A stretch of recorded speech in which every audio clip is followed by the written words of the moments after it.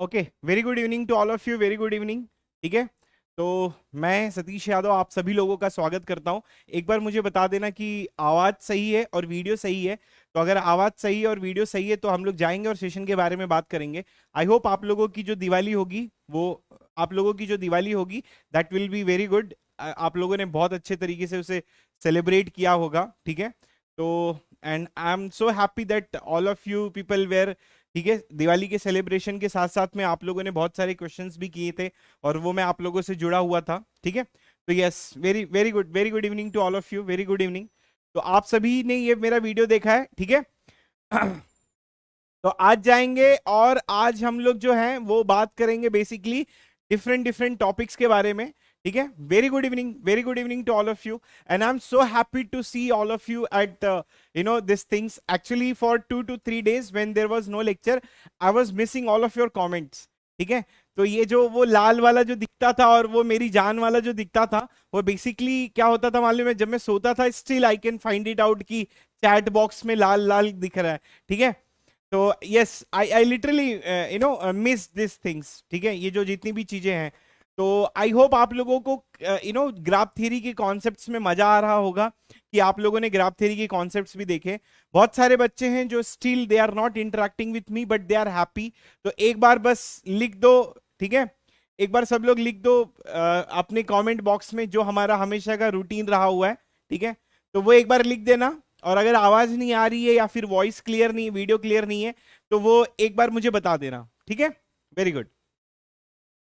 ठीक है, yes yes, happy Diwali to all of you. मैं जाने के पहले भी बोला था और फिर मैं अभी भी बोलता हूं आप लोगों को हैप्पी दिवाली के बारे में। ठीक है, चलो कोई नहीं, तो आज हम लोग जाएंगे और बात करेंगे। We will be talking about, तो आज का टॉपिक क्या है। अगर आज के टॉपिक के बारे में हम लोग बात करेंगे तो आज जो है वो हम लोग सबसे पहले ये देखेंगे कि बेसिकली आपका जो है वो मैचिंग सेट का डेफिनेशन क्या है, और फिर आपका मैक्सिमल मैचिंग सेट क्या है, और फिर मैचिंग नंबर क्या होता है। उसके बाद में कवरिंग का एक कॉन्सेप्ट है और फिर कवरिंग नंबर बेसिकली क्या होता है। तो आज का जो पूरा टॉपिक है वो बेसिकली 2 पार्ट में डिवाइडेड है कि मैचिंग नंबर आपका क्या होता है और फिर कवरिंग नंबर क्या होता है। तो उसके हिसाब से हम लोग जाएंगे। ठीक है, और ग्राफ थ्योरी आपका खत्म होगा, इसके बाद में 3 लेक्चर और हैं प्लेनारिटी के ऊपर, तो वो हम लोग देख लेंगे। क्योंकि ग्राफ थ्योरी एक ऐसा टॉपिक है जो एक्चुअली आपको अब ऐसा समझ में आ रहा होगा कि discrete mathematics it is a different engineering mathematics, या फिर ये इंजीनियरिंग मैथमेटिक्स का पार्ट है। नहीं, ऐसा नहीं है। आप लोगों का ना मैं एक थोड़ा सा वहम जो है वो क्लियर कर लेता हूं कि जब आप ना डिस्क्रीट मैथमेटिक्स पढ़ते हो बेसिकली, ठीक है, तो होता क्या है कि डिस्क्रीट मैथमेटिक्स में बहुत सारे टॉपिक्स हैं। जैसे कि अब अभी फिलहाल के लिए हम लोग जो है वो ग्राफ पढ़ रहे हैं, उसके बाद में हम लोग जो पढ़ेंगे वो लॉजिक पढ़ेंगे और फिर सेट थ्योरी पढ़ेंगे और फिर कॉम्बिनेट्रिक्स पढ़ेंगे। ठीक है, तो ये जो ग्राफ्स के जो कॉन्सेप्ट है वो आपका एल्गोरिथम में यूज होगा, वो आपका सीएन में यूज होगा, वो आपका डेटा स्ट्रक्चर्स में यूज होगा, वो आपका डीबीएमएस में यूज होगा, ऑपरेटिंग सिस्टम में यूज होगा।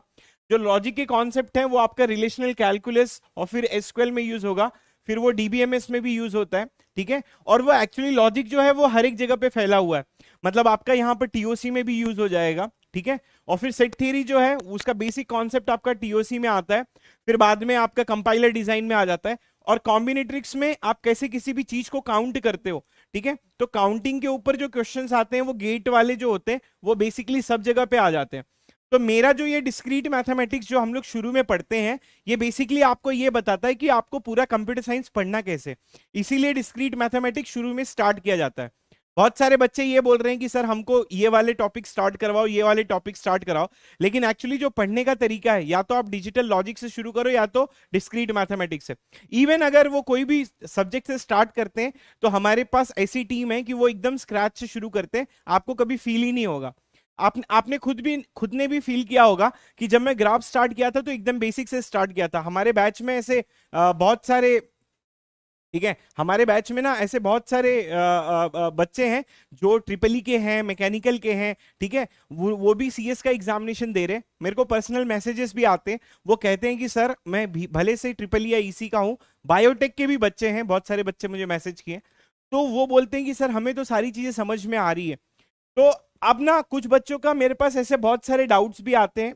ठीक है, वो क्या कहते हैं, वो कहते हैं कि सर आप जो पढ़ा रहे हो वो बेसिकली हमको जो है वो कभी कभी ऐसा होता है कि we are not getting that particular concepts, मतलब वो कहीं आप बहुत ज्यादा टफ तो नहीं ले जा रहे हो। देखो मैं जो भी चीजें पढ़ा रहा हूँ वो गेट रिलेवेंट पढ़ा रहा हूँ, तो आपको अगर ऐसा लगता है कि मैं बहुत स्लो हूं, ठीक है, तो इसका मतलब क्या है कि आप समय के पहले ज्यादा ही थोड़ा एडवांस हो चुके हो। या फिर आपको अगर ऐसा लग रहा है कि सर आप बहुत फास्ट पढ़ा रहे हो, स्लो पढ़ा रहे हो, ऐसा नहीं है। मैं 14 साल से पढ़ा रहा हूँ और बहुत सारे बच्चों को I have put it into the IITs, ठीक है। अभी मैं आ ही रहा था मैं एयरपोर्ट से, तो एक बच्चे का कॉल आया था मुझे, and right now he is in Australia and he is getting placement, बहुत अच्छा हुआ है उसका। तो वो वही बोलता है कि the way you are teaching is totally different. आप लोगों को भी वो चीज फील हुई होगी, बस आप लोग क्या हो ना कि एक बार पहली बार गेट पढ़ रहे हो, डायरेक्टली आप लोग कॉलेज से निकले, कॉलेज में थोड़ा डिफरेंट था, तो आप डायरेक्टली गेट पढ़ रहे हो, तो बहुत सारे बच्चों का आप बहुत जल्दी परेशान हो जाते हो। देखो परेशान मत हुआ करो, मैं आपको हमेशा से कहता हूं।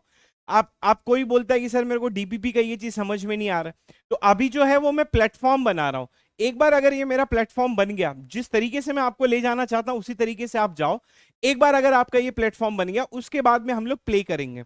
तो अभी बाबा सर का जादू तो आप लोगों ने सिर्फ टीचिंग में देखा होगा, अभी क्वेश्चंस में आपने जादू नहीं देखा है। क्वेश्चंस का जादू मेरा अलग ही होता है। मैं बहुत टफ क्वेश्चंस भी नहीं कराता हूं, बहुत इजी क्वेश्चंस भी नहीं कराता हूं। मैं ऐसे क्वेश्चंस कराता हूं जो दिमाग को उलझन में डाल दे और वो आपको सोचने पे मजबूर कर दे। जब वो आपको सोचने पे मजबूर कर देगा, तब आप समझ लेना कि आपका गेट में रैंक आएगा, ठीक है। तो इस तरीके से यू विल बी हैविंग ठीक है, तो इस तरीके से you will be having different different type of things that you will be getting it. तो आप लोग परेशान मत हुआ करो, बिल्कुल भी परेशान मत हुआ करो। मैं जो चीज पढ़ाता हूं, आपको फिलहाल के लिए क्या करना है, आपको ना 2 से 3 चीज ही करनी है। जो फिलहाल के लिए मैं पढ़ा रहा हूं उसको क्या करना है, उसका आपको एक रिवीजन करना है, और रिवीजन के बाद में आपको क्या करना है, डीपीपी सॉल्व करना है। कुछ बच्चे ना ये रिवीजन को स्किप करते हैं और डायरेक्टली डीपीपी को सॉल्व करते हैं, तो उनको प्रॉब्लम आती है छोटी छोटी जगहों पे। फिलहाल के लिए सिर्फ रिवीजन और डीपीपी में करवा रहा हूं। जब एक बार आपका ग्राफ खत्म होगा तो आप बोलोगे सर ग्राफ खत्म हो गया, नहीं ऐसा नहीं है। मैं जब लॉजिक भी पढ़ाऊंगा तो भी आपको ग्राफ के क्वेश्चंस दूंगा, सेट पढ़ाऊंगा तो भी लॉजिक और ग्राफ के क्वेश्चंस दूंगा, तो मैं छोड़ूंगा नहीं कुछ भी। मतलब ये ड्रास्टिकली आपको इंक्रीज करूंगा, ठीक है। आपको वो चीजें मैं कितने बार भी बोलूं, बस मैं आपको सिर्फ इतना सा ही बोलना चाहता हूं कि भाई एक भरोसा रखो बाबा के ऊपर, ठीक है, ठीक है। बाबा के ऊपर भरोसा रखो। I am not a teacher, I am not, you are not a student, we are like a family member.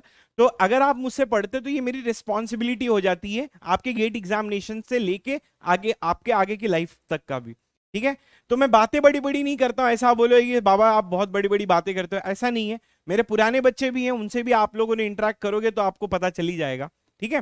तो इस तरीके से डू नॉट, ठीक है, do not worry about each and everything. एक बस फ्लो आने दो, उसके बाद में अभी ऐसा था कि शुरू के क्लासेस थे, फिर दिवाली भी आ गया, ठीक है। तो ये सारी चीजें आप धीरे धीरे हो जाएंगी। अब बस एक ही चीज बोलूंगा कि परेशान मत हुआ करो, ठीक है, परेशानी मुझ पे छोड़ दो। आपको ऐसा लग रहा है कि सर मेरे को डीपीपी नहीं आ रहा है, या फिर मैं कहीं बैकग्राउंड में ऐसा ये कर रहा हूँ, लैग कर रहा हूँ, कुछ भी नहीं लैग कर रहे हो आप लोग। जो फाउंडेशन में बनाना चाहता हूँ फिलहाल के लिए वही फाउंडेशन आप लोग फॉलो करो। एक बार बस फ्लो में आने दो, उसके बाद में मैं और भी, अभी तक आपने जितना भी मेरा पढ़ाने वाला जादू देखा है, बाद में मैं आपको जो है वो, ठीक है, क्वेश्चन सॉल्व कराने वाला जादू दिखाऊंगा, but do not worry about it. देखो आज का स्टार्ट करते हैं, तो आपको कमेंट नहीं करना है, ये सबको ये चीज पता है। तो आज का जो कॉन्सेप्ट है वो हमारा मैचिंग नंबर का है। तो सबसे पहले हम लोग जाएंगे और मैचिंग नंबर के बारे में बात करेंगे कि बेसिकली जो है कि मैचिंग नंबर होता क्या है, and all the things that will be related to matching number and each and everything that will be related, ठीक है। ओके, चलो जाते हैं और पढ़ते हैं, ठीक है। Everyone do not type anything and we will be going and will be starting it. अब जैसे अगर मैं आपको बोलूं कि प्रीवियस क्लासेस में मैंने एक कॉन्सेप्ट पढ़ाया था, वो कॉन्सेप्ट किसका था, वो कॉन्सेप्ट था इंडिपेंडेंट सेट का, ठीक है। अब इंडिपेंडेंट सेट का जो कॉन्सेप्ट था, जब हम लोग इंडिपेंडेंट सेट के बारे में पढ़ते हैं तो इंडिपेंडेंट सेट का डेफिनेशन क्या होता है। इंडिपेंडेंट सेट का डेफिनेशन होता है कि it is a set of non adjacent vertices, it is a set of non adjacent vertices. समझ में आ गया। तो ये आपका किसका डेफिनेशन था, ये आपका डेफिनेशन था इंडिपेंडेंट सेट का। अब जैसे एग्जांपल के लिए मैं अगर एक बेसिक एग्जांपल ले लूं कि for example if I will be trying to take this particular vertex, अगर मैं ये वाला वर्टेक्स लेता हूं तो आप जो है वो ये वाला वर्टेक्स नहीं ले सकते और ये वाला वर्टेक्स नहीं ले सकते। मतलब जो है वो नेबर्स को आप वर्टेक्स नहीं ले सकते। ये किसका डेफिनेशन था? वो था आपका इंडिपेंडेंट सेट का।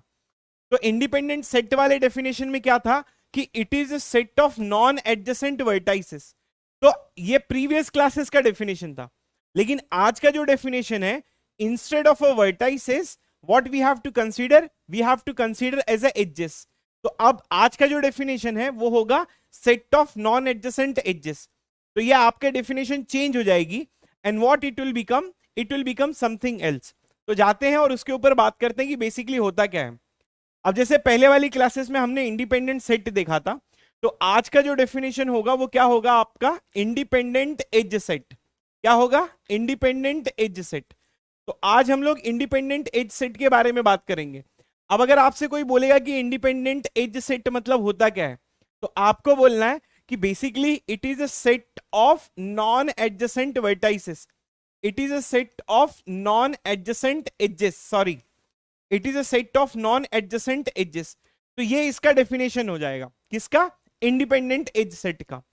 तो इंडिपेंडेंट एज सेट क्या कहता है कि it is a set of non adjacent edges. जो पहला वाला डेफिनेशन था वो क्या था आपका? That is nothing but which is called as a independent set. तो सर कंफ्यूजन हो रहा है इंडिपेंडेंट सेट और इंडिपेंडेंट एज सेट में। ये कंफ्यूजन भी मैं आपको थोड़ी देर में दूर कर दूंगा। आपको सिर्फ इतना ध्यान देखना है कि पहला वाला जो क्लासेस था, इसके प्रीवियस वाले क्लासेस में हम पढ़े थे इंडिपेंडेंट सेट पढ़े थे। प्रीवियस क्लासेस में क्या था? इंडिपेंडेंट सेट, ठीक है, इंडिपेंडेंट सेट। तो independent set it is related to vertices, but आज का जो कॉन्सेप्ट है वो क्या है? Independent edge set. Independent edge set का मतलब होता है कि it is a set of non adjacent edges. Vertices नहीं है यहां पर क्या है? एजेस। तो अब अगर एग्जाम्पल के लिए if I will try to take some example, for example suppose if I will be taking this particular graph, तो इसमें हमको क्या लेना है? We have to focus on the edges. अब फिलहाल के लिए समझो अगर मैं ये वाला एज लूंगा तो क्या होगा? It is a set of non adjacent. Non adjacent मतलब पड़ोसी नहीं लेना है। अगर पड़ोसी नहीं लेना है तो you don't have to take this particular edge, you don't have to take this particular edge, but you can take this particular edge. तो कहने का मतलब है कि ये वाला आपका एक इंडिपेंडेंट एज सेट होगा, ये वाला आपका एक इंडिपेंडेंट एज सेट होगा। इसको चलते दूसरे तरीके से समझते हैं। कंफ्यूजन आ रहा होगा, 100% आ रहा होगा। बाबा की क्लास में कंफ्यूजन नहीं होता है, मैं डिले करता हूं, मैं इसको दूर करता हूं, नॉट डिले। अब जैसे एक गांव है, वहां पर 2 बच्चे यहां पर है, ठीक है, और यहां पे 3 लड़कियां हैं। अब जैसे एग्जाम्पल क्या हुआ कि जैसे ये वाला बंदा है, ये आईआईटी पास आउट है, तो इसको एक मैरिज प्रपोजल ये मिला, एक मैरिज प्रपोजल ये मिला, एक मैरिज प्रपोजल ये मिला। अब ये जो दूसरा वाला बंदा है, ठीक है, अब ये दूसरा वाला बंदा है, he is just a normal guy for example, इसको 2 ही मैरिज प्रपोजल मिला फॉर एग्जाम्पल के लिए। और लेट्स कंसीडर कि चलो भाई ये भी आईआईटी का है, इसको 3 मैरिज प्रपोजल मिला। अब अगर मैं यहां पर जाता हूं, ध्यान से सुनना, अब यहां पर जाता हूं और मैं बात करता हूं किसका? इंडिपेंडेंट एज सेट का। अब यहां पर जाता हूं और बात करता हूं इंडिपेंडेंट एज सेट का। अब इंडिपेंडेंट एज सेट में क्या होगा? फॉर एग्जाम्पल कि अगर मैं इसकी शादी इससे करवा देता हूं, सपोज इसकी शादी मैं इससे करवा दूंगा, तो ये वाला क्या होगा? It is a set of non adjacent edges. That means I cannot take this edge, I cannot take this edge, I cannot take this edge. But I देखो, मैं क्या ये वाला एज नहीं ले सकता, ये वाला एज नहीं ले सकता, ये वाला एज नहीं ले सकता। क्यों? क्योंकि ये आपका एडजेसेंट में आ जाएगा। But I can take this particular edge. अब अगर मैंने ये एज लिया तो मैं इसको नहीं ले सकता और इसको नहीं ले सकता। अब मैं कोई भी एज नहीं लूंगा। तो एक्चुअली हो क्या रहा है कि इसकी शादी इसके साथ हो गई है और इसकी शादी इसके साथ हो गई है, इसीलिए इसको कभी कभी मैचिंग भी कहा जाता है। तो बेसिकली आपका ये जो इंडिपेंडेंट एज सेट है, इसी चीज को हम लोग मैचिंग सेट भी कहते हैं। मैं इस पे वापस आऊंगा, इसीलिए इसको हम लोग क्या कहते हैं? मैचिंग सेट भी कहते हैं। अब हम लोग जाते हैं और डेफिनेशंस के बारे में बात करते हैं, ठीक है। मैचिंग सेट का कॉन्सेप्ट कहां से आया? अब जैसे शादी.com है फॉर एग्जांपल, शादी.com में होता क्या है कि उसमें ना एक्चुअल में उसका रियल टाइम एप्लीकेशन बताऊं तो बाईपार्टाइट ग्राफ बनता है, जहां पर लेफ्ट में सारे लड़कों का होता है कॉम्बिनेशंस, राइट में सारी लड़कियों का कॉम्बिनेशंस होता है। तो ये वाला लड़का किस किस के लिए एलिजिबल है? जब आप ना उसमें लिखते हो कि हाइट जो होनी चाहिए वो यहां से यहां होनी चाहिए, जो सैलरी होनी चाहिए लड़का या लड़की की वो यहां से यहां होनी चाहिए। तो जब आप ना कोई भी स्पेसिफिकेशन देते हो कि हाइट के हिसाब से उसने यहां पर और यहां पर मैच कर दिया, सैलरी के हिसाब से उसने यहां पर और यहां पर मैच कर दिया, तो उसके बाद में वो क्या करते हैं, वो उसका मैचिंग पता करते हैं। तो मैचिंग के हिसाब से मैचिंग नंबर जो आ रहा है वो बेसिकली फिलहाल के लिए 2 आ रहा है। तो sir okay sir, I understood, independent edge set वाला कॉन्सेप्ट भी समझ में आ गया था। अब ना आप मैचिंग सेट के बारे में बताओ। तो अब हम लोग जाएंगे और फिर से शुरू करेंगे। तो जो भी अभी तक मैंने बोला, बकवास किया, उसको सबको भूल जाओ। और अब हम लोग जाएंगे और मैचिंग सेट के बारे में बात करेंगे कि बेसिकली मैचिंग सेट होता क्या है। सर ये जो चीज बताया वो मेरे को अभी भी डाउट है सर, आज आप थोड़ा फास्ट पढ़ा रहे हो। मैं कोई फास्ट नहीं पढ़ा रहा हूं। इंडिपेंडेंट सेट का डेफिनेशन मैंने दिया था, वो वर्टाइसेस से रिलेटेड था। आज जो पढ़ेंगे वो एज से रिलेटेड है। डायग्राम बना के बताऊंगा, सारी चीजें एक्सप्लेन करके बताऊंगा। बस आपको एक ही चीज करनी है, वो क्या करना है, समझ में आएगा तो दिल बनाना, और नहीं समझ में आया तो गाली दे देना, कोई दिक्कत नहीं है मेरे को। ठीक है, तो अब चलो स्टार्ट करते हैं मैचिंग सेट का। अब मैं यहां पर लिखता हूं पहला डेफिनेशन, जिसको हम लोग कहते हैं मैचिंग सेट। मैचिंग सेट, अब ये सुनना, मैचिंग सेट का मतलब क्या होता है। मैचिंग सेट को कभी कभी हम लोग इंडिपेंडेंट एज सेट भी कहते हैं। क्या कहते हैं इसे, अब स्लो कर रहा हूं, ठीक है। इंडिपेंडेंट एज सेट, तो या तो आप ये ऊपर वाला देख लो या तो नीचे वाला देख लो। मैचिंग कहां से आया उसका मैंने एक्सप्लेनेशन कर दिया, ठीक है। तो अब ना मैचिंग सेट और इंडिपेंडेंट एज सेट दोनों सेम चीज है। तो अगर मैं डेफिनेशन बोलूं कि ये डेफिनेशन होता क्या है, तो आपको बोलना है कि basically it is a set of non adjacent edges. Non adjacent edges, non adjacent edges, पहले क्या था, वर्टाइसेस था। पहले की डेफिनेशन को भूल जाओ, सिर्फ और सिर्फ इस पे फोकस करो कि भाई मैचिंग सेट क्या होता है और इंडिपेंडेंट एज सेट क्या होता है। तो मैचिंग सेट का मतलब ये होता है कि it is a set of non adjacent edges. इसका मतलब क्या होता है सर, एग्जाम्पल के तौर पे समझाओगे आप मुझे? बिल्कुल भैया, एग्जाम्पल के तौर पे समझाएंगे आपको। अब जैसे एग्जाम्पल के लिए मैं एक ग्राफ ले लेता हूं यहां पर। अब देखना ये वाली ग्राफ में अब ना मैं वर्टेक्स दे दूंगा, this is 1, this is 2, this is 3, this is 4। अब समझो ये मेरे पास एक ग्राफ है, उसमें वर्टाइसेस लिखे हुए हैं। जब मैं ये वाला एज लेता हूं, ये देखना मैं यहां पर मार्क कर रहा हूं, ये वाला एज लेता हूं। जैसे मैंने ये वाला एज लिया तो मैं एज में लिखूंगा, ये सेट बनाऊंगा, उस सेट में लिखूंगा 1,2। अब मैं बोलूंगा कि क्या 1,2 आपका मैचिंग सेट है, तब आप जाओगे और डेफिनेशन से वेरीफाई करोगे। सर आपने एक सेट बनाया, हाँ जी, उसमें आपने जो एज का नाम है वो है 1,2। तो ये ना 1,2 जो है वो एज का नाम है, ठीक है। 1 और 2 साथ में लिखा है, तो जो एज का नाम है वो है 1,2। अगर कंफ्यूजन आ रहा है तो इसको इवन ले सकते हैं हम लोग, बट कंफ्यूजन है नहीं, एज का नाम है 1,2। तो सर ये जो आपने एक सेट बनाया है, ठीक है, आपने जो सेट बनाया है वो है 1,2। अब ये जो 1,2 है, क्या ये मैचिंग सेट होगा? मुझे पता नहीं है। अब हम लोग जाएंगे डेफिनेशन से बात करेंगे। डेफिनेशन कहता है कि ये एक सेट होना चाहिए। भाई सेट तो है, नॉन एडजेसेंट एजेस आने चाहिए इसमें, मतलब पड़ोसी नहीं रखना इसमें। भाई मैं तो पड़ोसी रखा ही नहीं हूं इसमें, इसमें तो आदमी एक ही है। तो जब आप पड़ोसी नहीं रखे हो तो ये आपका मैचिंग सेट हो जाएगा। सर क्या मैं 2,3 रख सकता हूं इसमें?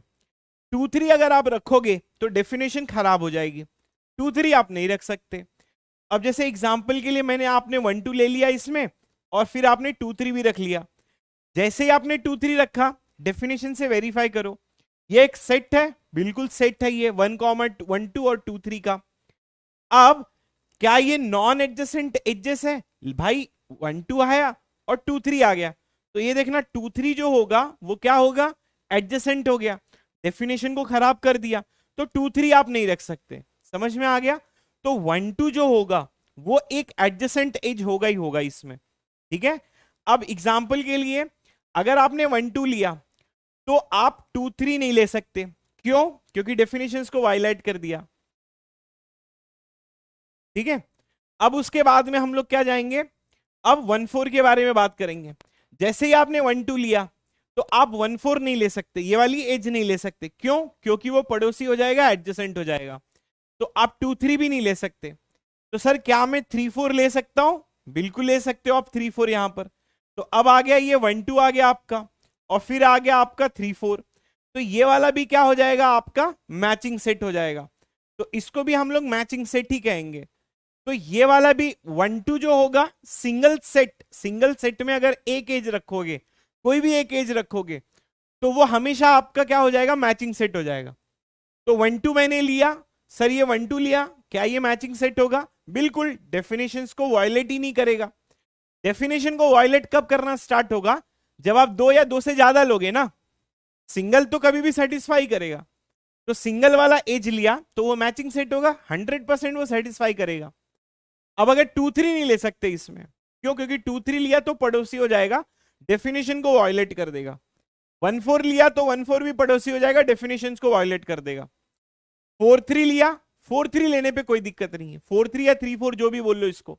तो 4 3 या 3 4 लिया तो ये भी आपका एक मैचिंग सेट हो जाएगा। तो आई होप आपको समझ में आ गया होगा कि मैचिंग सेट जो होगा, ठीक है, ये एक एज है भाई, ठीक है, ये एक एज है। 1 2 जो है वो एक एज है। मैं कितने प्यार से दर्शा रहा हूं और कितने प्यार से लिख रहा हूं, ठीक है, तो देखते जाओ। ये आपका एक मैचिंग सेट हो गया, ये भी आपका एक मैचिंग सेट हो गया। तो अब आपको शायद डेफिनेशन समझ में आ गया होगा कि बेसिकली मैचिंग सेट का मतलब क्या होता है। तो मैचिंग सेट क्या कहता है? ये एक सेट होना चाहिए जिसमें पड़ोसी एडजस्ट नहीं होने चाहिए। वर्टाइसिस का तो हो गया, वो भूल जाओ। मैचिंग सेट का क्या कॉन्सेप्ट है? मैचिंग सेट कहता है कि ये एक सेट होना चाहिए और उसमें क्या होना चाहिए? उसमें पड़ोसी एडजस्ट नहीं होने चाहिए। ऐसा जोर से बोलो, बोलो आप लोग, सब लोग बोलो कि सेट और पड़ोसी एज नहीं, सेट और पड़ोसी एज नहीं, सेट और पड़ोसी एज नहीं। तो 1 2 लिया, सेट बना दिया 1 2, पड़ोसी एज नहीं मतलब 2 3 नहीं आना चाहिए और फिर 1 4 नहीं आना चाहिए।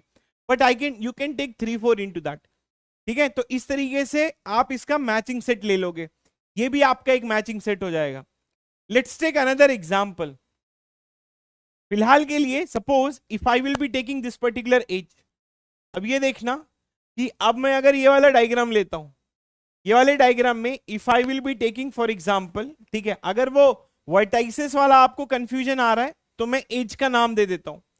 ये एज E1 है, ये E2 है, ये E3 है, ये E4 है और ये E5 है। तो हम लोग एज के बारे में बात कर लेते हैं। अब जैसे एग्जाम्पल के लिए, ठीक है, एग्जाम्पल के लिए for example if I will be taking E3, समझो कि मैं E3 लेता हूं, ठीक है, मैंने एक सेट बनाया जिसमें मैंने E3 ले लिया। सिंगल एज कभी प्रॉब्लम ही नहीं क्रिएट करता, वो हमेशा आपका मैचिंग सेट होगा ही होगा। तो मैंने E3 ले लिया, वो आपका क्या हो जाएगा? मैचिंग सेट होगा ही होगा।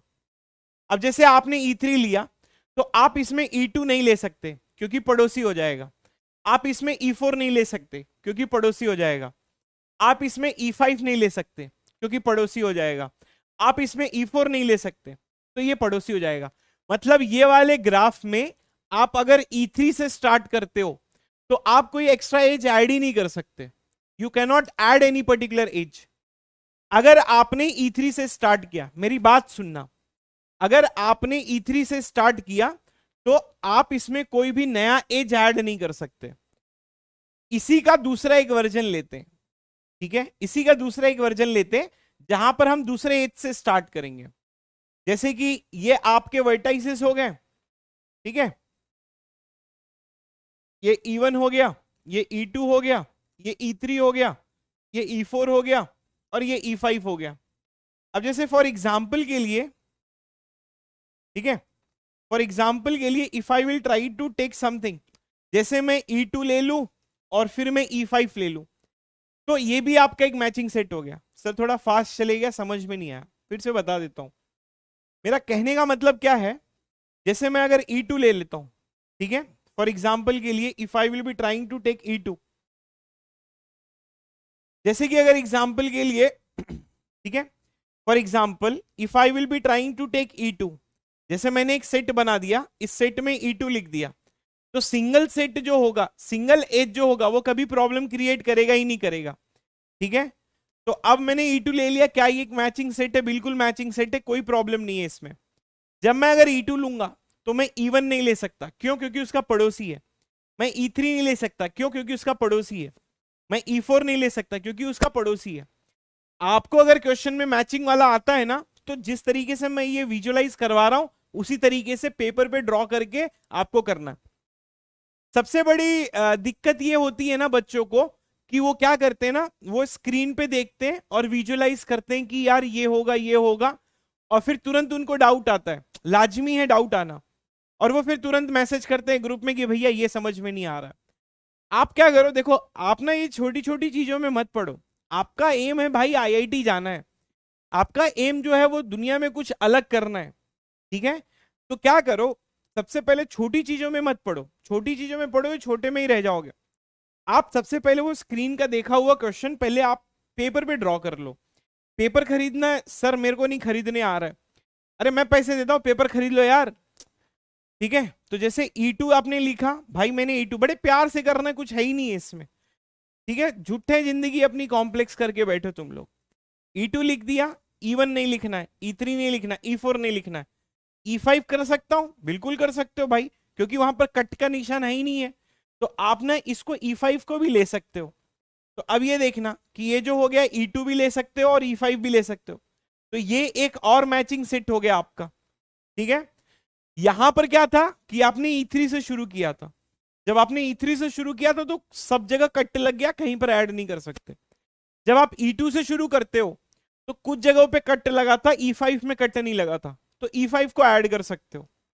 इसी का एक दूसरा वर्जन जो है, मतलब आप, ठीक है? ध्रुवेंद्र तिवारी, आपका नेक्स्ट डाउट मेरा नेक्स्ट स्लाइड होता है, दिल थाम के बैठो, ठीक है? अब जैसे अगर मैं ये लिखता हूं फॉर एग्जाम्पल के लिए, if I will be trying to take this particular same graph लेता हूं, ठीक है? अब इसमें मैं शुरू कहीं और से कर रहा हूं। देखो यहां पर शुरू मैंने E3 से किया था, यहां पर शुरू मैंने E2 से किया था। इनके नाम लिख देता हूं, ये E1 था, और फिर ये E2 था, और फिर ये E3 था, और फिर ये E4 था, और ये E5 था। अब जैसे अगर शुरू में मैं फॉर एग्जाम्पल के लिए if I will be trying to take E1, अगर मैं E1 से स्टार्ट करता हूं, जैसे मैं E1 से स्टार्ट करूंगा तो सिंगल सेट में कोई दिक्कत ही नहीं है, ठीक है? ये आपका मैचिंग सेट हो जाएगा। अब जैसे मैंने E1 लिया, E1 लिया तो मैं E2 नहीं ले सकता, कट आ गया उस पे। ये नहीं ले सकता क्योंकि पड़ोसी है, कट आ गया। ये भी नहीं ले सकता क्योंकि पड़ोसी है, कट आ गया। अब मैं क्या कर सकता हूं, मैं E4 ले सकता हूं। तो यहां पर मेरे पास एक और चीज आ गई, E1 और E4, तो ये भी आपका एक मैचिंग सेट है।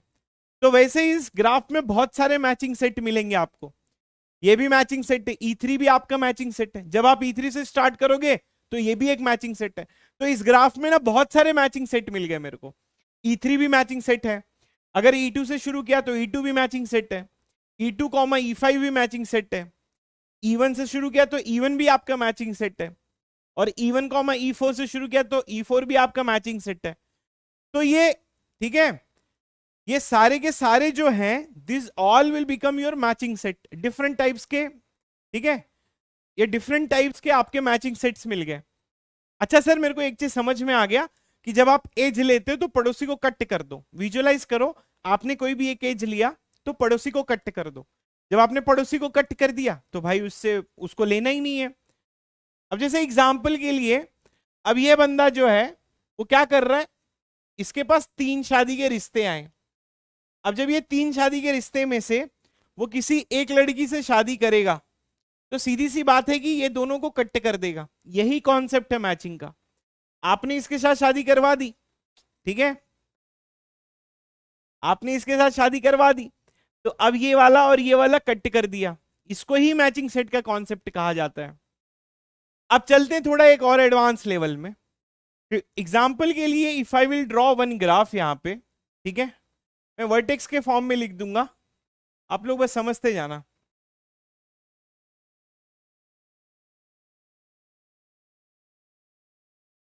ठीक है, ये हमारी ग्राफ रेडी है, तो will try to write it down कि इनके जो वर्टाइसेस के नाम हैं, will try to write it down. For example ये 1 लिख दिया, दिस इज 2, दिस इज 3, ये 4 हो गया, this is 5 and then this is 6। अब ना मेरे को मैचिंग सेट पता करना है इसमें। आप अगर जहां से शुरू करते हो तो अलग अलग आपका मैचिंग सेट मिलते जाता है आपको। अब जैसे मैं अगर मैचिंग सेट लिखता हूं फॉर एग्जाम्पल के लिए, ठीक है, आप ना कहीं से भी शुरू, किसी भी एज से शुरू कर सकते हो।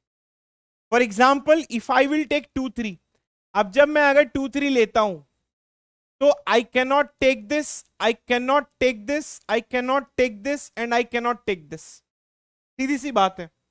तो मैंने क्या किया, मैंने 2 3 से लिखा, तो ये आपका क्या हो गया, मैचिंग सेट हो गया, इसमें कोई दिक्कत ही नहीं है। तो जब आपने 2 3 लिखा तो आप 3 4 नहीं लिख सकते, क्यों, क्योंकि उसका पड़ोसी है। आप 3 5 नहीं लिख सकते, क्यों, क्योंकि उसका पड़ोसी है। आप 2 6 नहीं लिख सकते, आप 2 1 नहीं लिख सकते। अब बचा क्या, 1 6 बचा और 6 5 बचा। जब 1 6 बचा और 6 5 बचा, तो ये दो में से एक को लेते हैं और चेक करते हैं। अब जैसे मैंने 2 3 था, अब ये 2 3 में मैं 6 5 ऐड कर देता हूं। जैसे कि मैंने अगर ये वाला 6 5 ऐड किया, समझो कि 6 5 ऐड कर दिया, जैसे ही मैंने 6 5 ऐड किया मैं इसको नहीं ले सकता, ठीक है। तो ये आपका एक मैचिंग सेट है और ये आपका एक दूसरा मैचिंग सेट है। अब एक चीज मैं नया डेफिनेशन बोलता हूं, ये वाला देखना 2 3 और 6 5, इससे रिलेटेड ये डायग्राम आ गई। मतलब जब आपने 2 3 लिया तो ये ऐड नहीं कर सकते, ये ऐड नहीं कर सकते, ये ऐड नहीं कर सकते और ये ऐड नहीं कर सकते। जब आपने 6 5 लिया तो आप 1 6 ऐड नहीं कर सकते। आप जाना और इस ग्राफ में देखना और पूछना कि क्या मैं कोई नया एज ऐड कर सकता हूं या नहीं। Can you add a new edge into this set? I repeat, can you add a new edge into this? No. By seeing the diagram you can find it out, ठीक है। आप बोलोगे कि सर इसमें कोई नया एज ऐड कर सकते हो? नहीं ऐड कर सकते हो। जब आप किसी सेट में कोई नई चीज ऐड नहीं कर सकते तो वो क्या बन जाएगा, मैक्सिमल बन जाएगा मेरी जान। मैक्सिमल मैचिंग सेट हो जाएगा, मैक्सिमल मैचिंग सेट। समझ में आ गया? Maximal, it is not related to size, it is related to property such that we cannot add new thing. तो मैं फिर से लिख देता हूं कि maximal, it is not related to size, it is related to property, it is not related to size, it is not related to size, but property such that cannot add, such that cannot add। तो ये आपका क्या हो गया, ये आपका हो गया मैक्सिमल मैचिंग सेट, ठीक है, मैक्सिमल मैचिंग सेट। तो ये हो गया आपका maximal matching set. Maximal matching set का मतलब क्या होता है? मैक्सिमल मैचिंग सेट एक ऐसा मैचिंग सेट जिसमें आप कोई नया एज नहीं ऐड कर सकते। वहां पर क्या था, मैक्सिमल इंडिपेंडेंट सेट था। वहां पर मैक्सिमल इंडिपेंडेंट सेट था कि आप कोई नया वर्टेक्स नहीं ऐड कर सकते। यहां पर क्या है, मैक्सिमल मैचिंग सेट, इसमें आप जो है कोई नया एज नहीं ऐड कर सकते, जिसको हम लोग क्या कहते हैं, मैक्सिमल मैचिंग सेट। तो मैं इसका डेफिनेशन एक बार लिख देता हूं यहां पर। मैक्सिमल मैचिंग सेट क्या होता है, ठीक है, मैक्सिमल मैचिंग सेट क्या होता है? मैक्सिमल मैचिंग सेट एक ऐसा मैचिंग सेट होता है, ठीक है, ये एक ऐसा, मतलब ये मैचिंग सेट ही होगा, ठीक है, ये एक ऐसा मैचिंग सेट होगा, it is basically a matching set such that we cannot add, such that we cannot add new edge into this, new edge into this, edge into this, new edge into this। तो ये हो गया आपका क्या, maximal matching set. तो matching set क्या होगा, matching set तो पता ही है आपको, उसमें जब आप कोई नया एज नहीं आया, एक मिनट रुकना,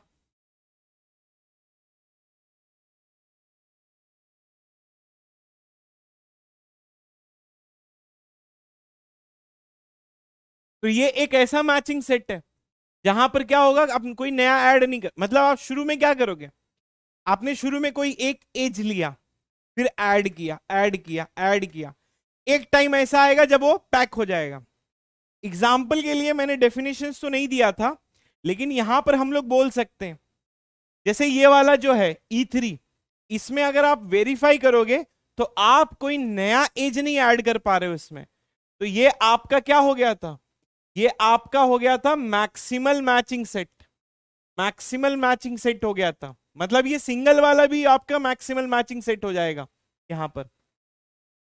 देखो E2 मैक्सिमल है, नहीं E2 मैक्सिमल नहीं है, क्योंकि उसके बाद में हमने E5 भी ऐड कर दिया था। जब आपने E5 भी ऐड कर दिया था तो ये आपका मैक्सिमल मैचिंग सेट हो जाएगा। तो एक ग्राफ में बहुत सारे मैक्सिमल मैचिंग सेट हो सकते हैं, बिल्कुल हो सकते हैं। एक मैक्सिमल मैचिंग आपका ये आ गया था, एक मैक्सिमल मैचिंग सेट आपका ये आ गया था, और एक मैक्सिमल मैचिंग सेट आपका यहां पर है। ठीक है, तो एक ग्राफ में आपको एक से ज्यादा मैक्सिमल मैचिंग सेट आ सकते हैं। ये मैक्सिमल है नहीं, क्यों? क्योंकि ऐड कर पा रहे हो। यहां पर क्या ऐड किया? +5 ऐड किया था। ये मैक्सिमल है नहीं, क्यों? जब आपने E1 लिया था तो E2 E3 और E5 नहीं ऐड कर पा रहे हो, लेकिन आप E4 ऐड कर ले रहे हो यहां पर। तो जब इसमें जब आप कुछ ऐड कर पा रहे हो, ठीक है, जब आप ऐड कर पा रहे हो, एक टाइम आता है जहां पर कुछ भी ऐड नहीं कर पाओगे। जब एक टाइम पे कुछ भी ऐड नहीं कर पाओगे तो वो टाइम जो होता है वही मैक्सिमल मैचिंग सेट होगा। तो मेरा कहने का मतलब यह है कि एक ग्राफ में बहुत सारे मैक्सिमल मैचिंग सेट आ सकते हैं, वो डिफरेंट डिफरेंट साइज के आएंगे। जैसे ये वाले ग्राफ में मैंने अभी एग्जांपल लिया था 2 3 और 6 5 का, तो ये एक मैक्सिमल मैचिंग सेट है, और इस मैक्सिमल मैचिंग सेट में आप कोई नया एज नहीं ऐड कर सकते, आप देख सकते हो। तो सेम ग्राफ ड्रॉ करते हैं विद डिफरेंट रिप्रेजेंटेशन। ठीक है, same graph we will draw but with different representation. तो ऑलरेडी हमने क्या किया था,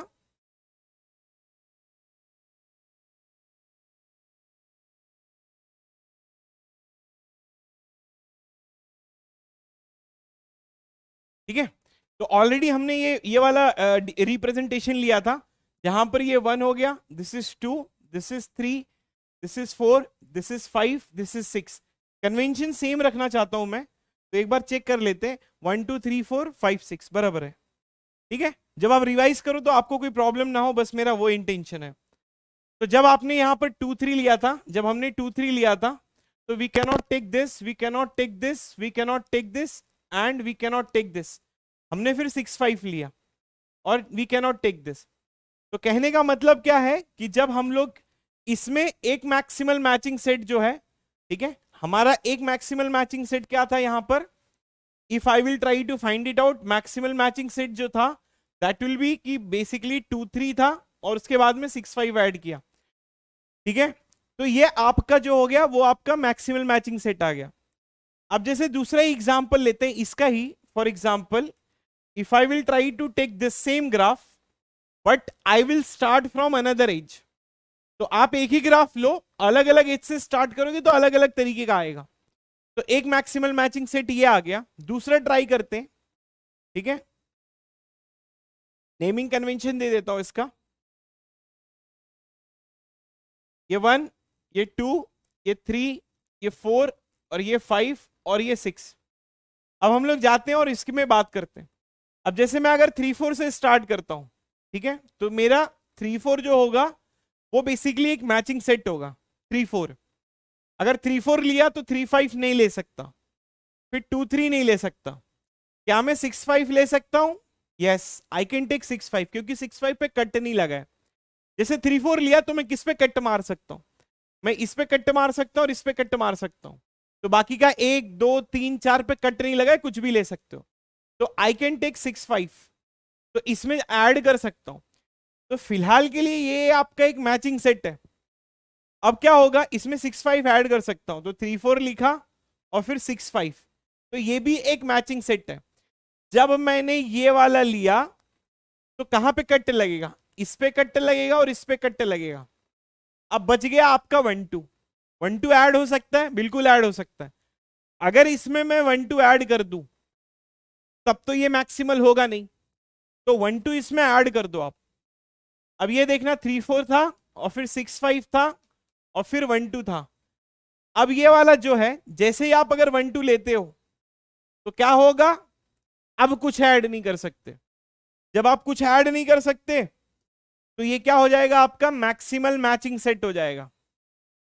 तो एक मैक्सिमल मैचिंग सेट ये मिल गया मेरे को और एक मैक्सिमल मैचिंग सेट ये मिल गया मेरे को। ठीक है, तो एक मैक्सिमल मैचिंग सेट ये मिल गया मेरे को और एक मैक्सिमल मैचिंग सेट ये मिल गया मेरे को। तो मैक्सिमल मैचिंग सेट एक ये था और एक मैक्सिमल मैचिंग सेट मेरा वो हो गया। तो कहने का मतलब है कि अब इसमें से जो सबसे बड़ी साइज का है वो हमको क्या देगा, वो हमको मैचिंग नंबर देगा। तो in a graph you may get, in a graph you may get different maximal matching set of different sizes. ठीक है, ये स्टेटमेंट लिख रहा हूं मैं। So in a graph, in graph we can get different MMS, different MMS of different sizes, of different sizes, but we are interested into the largest one, but we are interested into largest one, interested। अरे बहुत दुख रहा है आज यार, feeling ही भूल जा रहा हूं मैं। इंटरेस्टेड पता नहीं क्या है, but we are interested, interest in a graph we may get a different maximal, we may get a different maximal matching set, maximal matching set of different sizes, but we are interested into the largest one। ठीक है, we are interested into the largest one, और जो largest one होगा that will give me the matching number of a graph। तो अब क्या होगा, अब यहां पर आएगा हमारा दूसरा कॉन्सेप्ट जिसको हम लोग क्या कहते हैं, मैचिंग नंबर कहते हैं। मैचिंग नंबर का ऐसे कोई रिप्रेजेंटेशन नहीं होता है किताब में। ठीक है, मैचिंग नंबर का ऐसे कोई भी रिप्रेजेंटेशन नहीं होता है, लेकिन बाबा लिख रहा है तो इसको देख लो एक बार। मैचिंग नंबर मैं रिप्रेजेंट करता हूं एम ऑफ जी से। ठीक है, कई किताबों में नहीं लिखा है तो कंफ्यूज मत होना। मैचिंग नंबर क्या कहता है, it is the largest, largest maximal matching set, largest maximal matching set, largest maximal matching set को हम लोग क्या कहेंगे, लार्जेस्ट मैक्सिमल मैचिंग सेट को हम लोग matching number of a graph कहेंगे। तो इस तरीके से you will be getting which is nothing but matching number of a graph. I hope आप लोगों को समझ में आ गया होगा। This is same thing which has been related to independent set वाला कॉन्सेप्ट। ठीक है, तो इस तरीके से you can try to find it out. तो अब अगर मैं जाऊंगा और ये वाला ग्राफ में अगर बात करूंगा, स्पेलिंग में दिक्कत नहीं होती यार मेरे को, मेरा आज थोड़ा सा ऐसे तबीयत ठीक नहीं है, भूल गया मैं।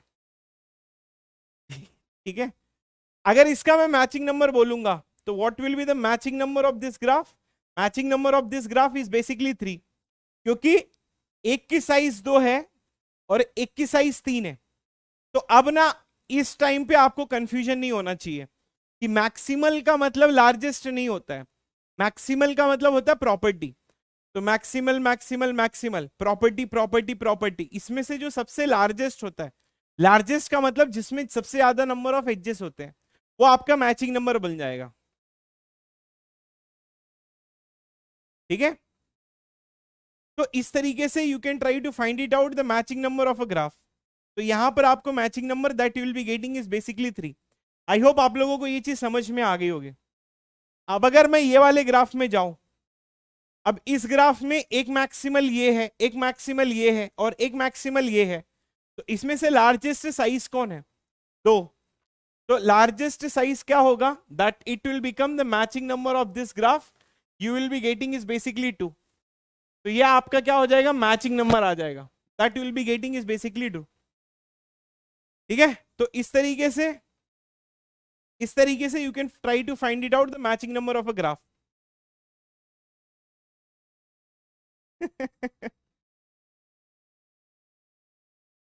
आई होप आप लोगों को ये कॉन्सेप्ट समझ में आ गया होगा किसका, मैचिंग नंबर का। तो do not worry about it, कुछ नहीं है इसमें। तो एक ओ तेरी, ठीक है, तो मैक्सिमल मैचिंग सेट बहुत सारे होते हैं, बहुत सारे मैक्सिमल मैचिंग सेट में से आपको जो होगा, what you have to find it out the largest one. तो you will have a different type of maximal matching set. ठीक है, तो आपको you will be getting a different different maximal matching set. समझ में आ गया ना। तो बहुत सारे मैक्सिमल मैचिंग सेट होते हैं, उसमें से फिर हम लोग लार्जेस्ट साइज का पता करते हैं, that will give you the matching number of graph. आ रहा है समझ में, नहीं आ रहा है?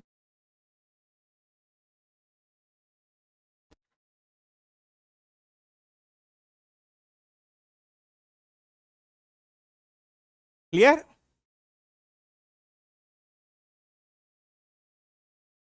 ठीक है, मैं एग्जांपल दे देता हूं एक, दो तीन, तो आप लोग just try to give me what is the matching number of this graph.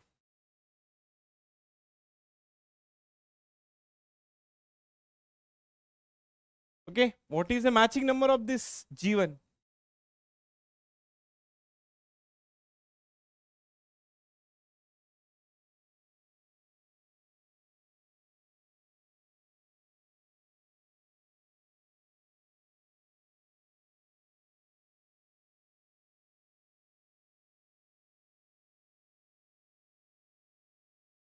What is the matching number of G2? ये दोनों प्रैक्टिस कर लो फिलहाल के लिए।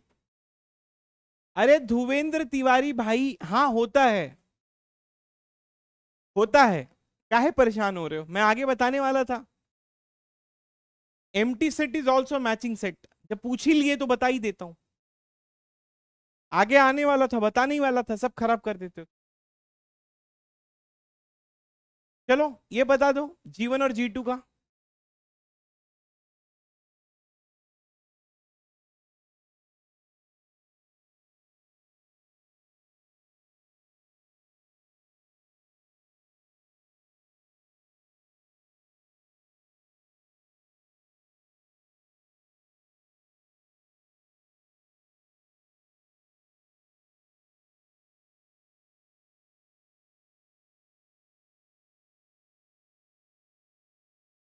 मैचिंग नंबर बता दो G1 का।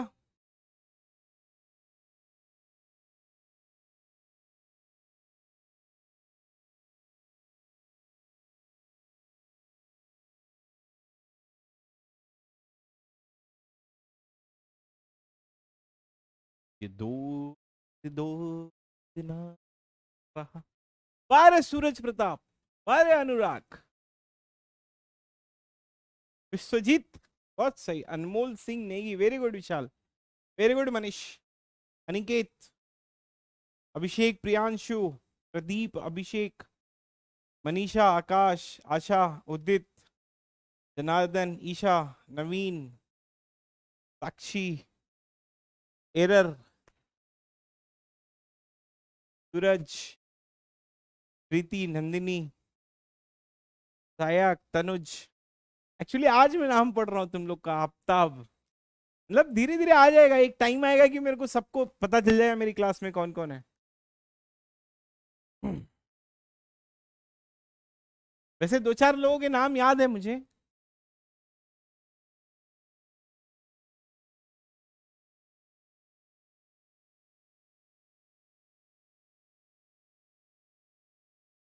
ठीक है, चलो पहला वाला में देखते हैं, पहले वाले का first we will try to find it out. अब जैसे कि एक एग्जांपल, अब मुझे कुछ समझ में नहीं आ रहा तो मैं क्या करूंगा, I will try to take this as.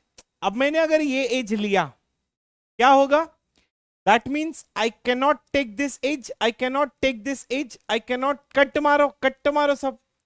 जब मैंने ये एज लिया तो ये 4 पे कट हो गया।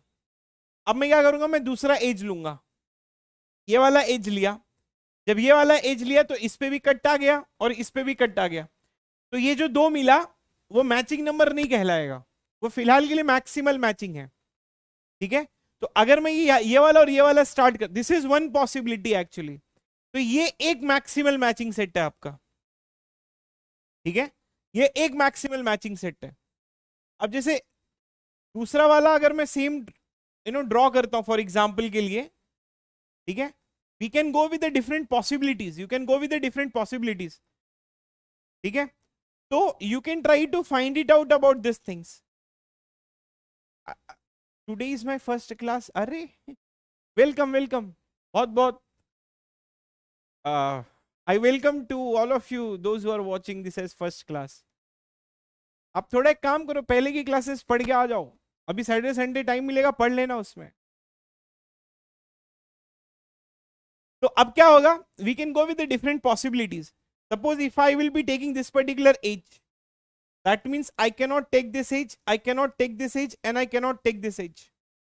Suppose if I will be taking this particular possibility, I cannot take this age, I cannot take this age. और कोई कट मार सकता हूं, नहीं मार सकता हूं. Then I can take this particular age. है कि नहीं?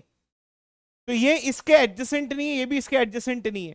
तो ये लार्जेस्ट साइज का हो गया, ये मैक्सिमल मैचिंग साइज हो गया 3. यादव जी बस करो. अरे अरे या तो बाबा सर बोल ले या तो सर बोल ले.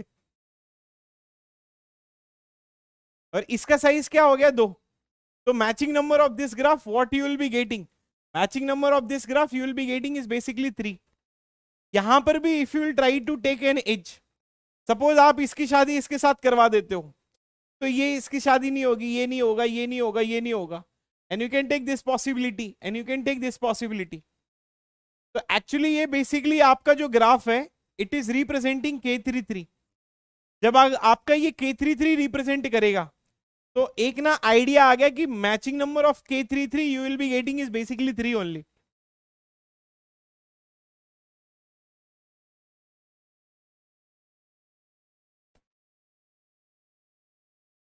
ठीक है, तो matching number of K33 you will be getting 3. तो अब इसके ऊपर ना we got, I hope everyone सबको समझ में आ गया होगा कि मैचिंग नंबर कैसे पता करते हैं. ठीक है, तो जब आपको मैचिंग नंबर आ गया, तो अब ना मैं आपको स्पेशल वाली ग्राफ में ले जा रहा हूं. स्पेशल वाली ग्राफ में क्या है कि matching number of K33 you will be getting is 3. तो अब इसके ऊपर हम लोग बाइपार्टेड, कंप्लीट बाइपार्टेड का चेक कर लेते कि भाई कंप्लीट बाइपार्टेड का मैचिंग नंबर क्या आता है. अब जैसे मैं अगर आपको एक क्वेश्चन दूं कि फॉर एग्जांपल कि here you will be having Km, N, it is a complete bipartite graph, then what should be the matching number of a complete bipartite graph? Km, N.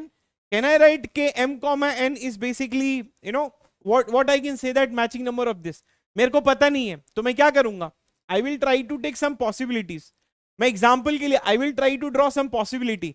जैसे मैं K23 ले लूंगा एक possibilities, और K33 के लिए तो मेरे को पता ही है कि मैचिंग नंबर ऑफ K33 मेरे को आया ही जस्ट. और एग्जाम्पल के लिए मैचिंग नंबर K13 ले लूंगा. I will try to come up with different possibilities. अब जैसे कि 2 यहां पर ड्रॉ कर लिया और फिर 3 यहां पर ड्रॉ कर लिया, मेरे को पता नहीं है, मेरे को एक जनरल आइडिया देना है. This one is connected to this to this to this, this one is connected to this to this to this. देखो लेफ्ट में 2 लड़के हैं, राइट में 3 लड़कियां हैं. तो होगा क्या कि अगर ये इसके साथ में शादी करेगा, तो ये लड़की किसी और के साथ शादी नहीं कर सकती बेचारी, ये लड़का किसी और के साथ शादी नहीं कर सकता. अब सपोज ये इसके साथ में शादी कर रहा है, तो this person cannot marry to this, this person cannot marry to this. तो ये वाला देखो वर्टेक्स कवर हो ना कवर हो, that is not our problem. तो इसका मैचिंग नंबर क्या आएगा, इसका मैचिंग नंबर 2 आएगा. तो I can write it down कि matching number of K23 you will be getting is basically 2. सही बात है. अब जब 2 लोग लेफ्ट में है, 3 लोग राइट में है, तो 2 की शादी हो सकती है ना, क्योंकि 2 लोगों का अगर आपने एडजस्ट कवर कर लिया, तो what you can write it down, you can write it down 2 ना, इट इज नॉट 3. देखो आप अगर इसको विजुअलाइज करोगे, see if you will try to, if I will try, ये चीज नहीं करनी रहती है, मेरे हो जाता है मुझसे. ठीक है, I will try to show you with this कि 2 यहां पर है, ठीक है, और 3 यहां पर है. ओए होए ये क्या हो गया,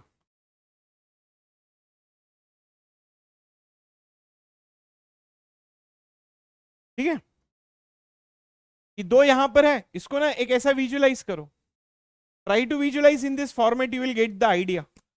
ये इसके साथ में कनेक्टेड, इसके साथ में कनेक्टेड, इसके साथ में connected, to this and to this. For example if I will try to take this edge, if I will try to take this edge, मतलब I cannot take this edge, I cannot take this edge, I cannot take this edge.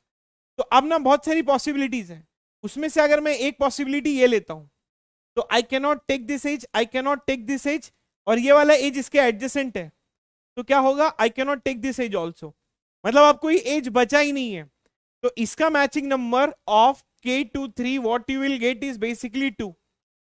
और हमने ये भी check किया था कि matching number of K33 what you will get is basically 3. अब K13 के लिए चेक कर लेते हैं. अब जैसे मुझे अगर K13 के लिए चेक करना होगा, तो लेफ्ट में एक ही लड़का है, ठीक है, समझो मैं 3 शादी के रिश्ते आए मेरे को, एक हो गया, दो हो गया, तीन हो गया। अब जैसे मैं अगर किसी एक के साथ शादी कर लिया एग्जाम्पल के लिए, तो ये देखो नहीं होगा। तो matching number of K13 what you will get is basically 1। Can you give a general statement on this? ठीक है, तो can we give a general, देखो मैं अगर कोई भी कमेंट अगर बोलता हूं तो it is related to this, ठीक है, तो उसका ना आप लोग किसी के ऊपर कमेंट मत करो। कमेंट की अथॉरिटी मेरे को है, क्योंकि मेरे को पढ़ाना है, मेरे को इसको सरल बनाना है आप लोगों के लिए, मेरे को इसको इजी बनाना है आप लोगों के लिए, मेरे को इजी वे में समझाना है आप लोगों के लिए, ठीक है। तो what we can say, can we give a general statement based on that? Yes, we can give a general statement based on that. And what is that general statement? कि भाई अगर मेरे को matching number of complete bipartite graph बनाना है तो it should be minimum of m comma n।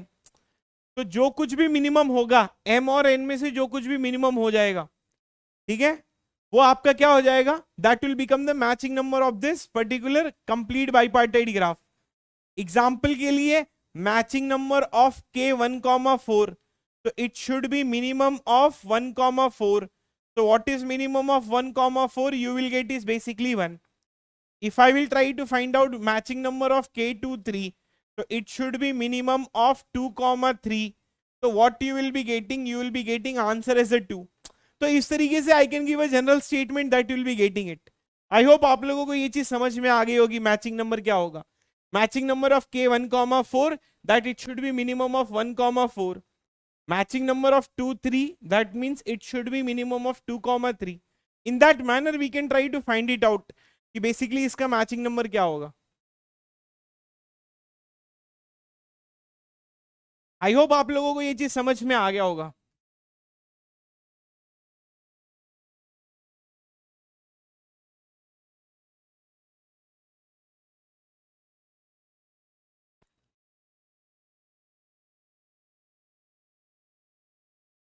Clear?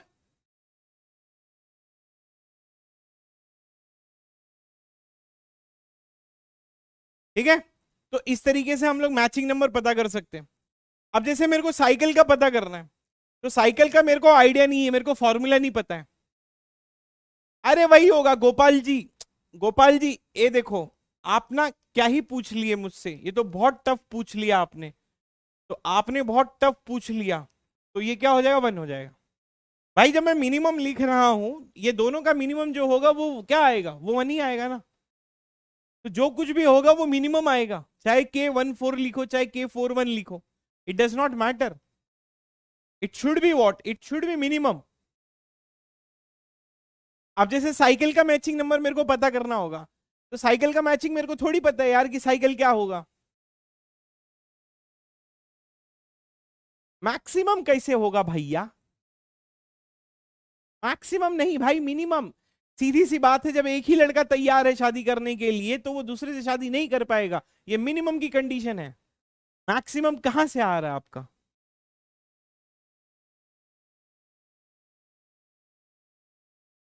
ठीक है, चलो आगे चलते हैं, अभी साइकिल ग्राफ के बारे में बात करते हैं। साइकिल का अपने को पता नहीं है ना भाई, है ना भाई? तो साइकिल का पता नहीं तो साइकिल का निकाल लेते हैं। अब जैसे साइकिल ग्राफ होती है यहां पर, ठीक है, साइकिल ग्राफ। अच्छा मैं ना बड़ा क्लियरली पढ़ाया हूं कि साइकिल ग्राफ जो होती है that it is starting from n is greater than और इक्वल टू 3, इसका रिप्रेजेंटेशन Cn है। तो मेरे को डाउट क्या आता है मालूम है? सर एक साइकिल ग्राफ है जो ऐसा है, तो मैं बोलूंगा भाई ऐसा कैसा है? सर ऐसा ही है। अरे भाई कैसा है? सर ऐसा ही है। अरे ये सब कोई सवालात नहीं होते मेरे दोस्त। सवाल वो होता है कि जब मैं आपका कोई फाउंडेशन बना दिया, अब ये फाउंडेशन के ऊपर जाके क्वेश्चंस को पूछो। जैसे मैंने Cn पढ़ाया और फिर मैंने Wn पढ़ाया, तो इसका रिवीजन कर लो, इसका रिवीजन कर लो, और फिर इसके ऊपर जाके पूछो। वो एक लेवल ऑफ थिंकिंग होता है। आप ना यहां पर ही खेल रहे हो धीरे धीरे। Sir n is greater than और इक्वल टू 2 हुआ तो क्या हुआ? n इक्वल्स टू 1 हुआ तो क्या हुआ? ऐसा हुआ तो क्या हुआ? ऐसा हुआ तो क्या हुआ? ऐसा कैसा करने में गेट छूट जाएगा, इतना टाइम ही नहीं है अपने पास। फाउंडेशन जो मैं बना रहा हूं that is the best foundation for discrete mathematics in whole India. कोई नहीं पढ़ाता यार मेरे जैसा, आप जाके पढ़ लो, भरोसा नहीं है तो।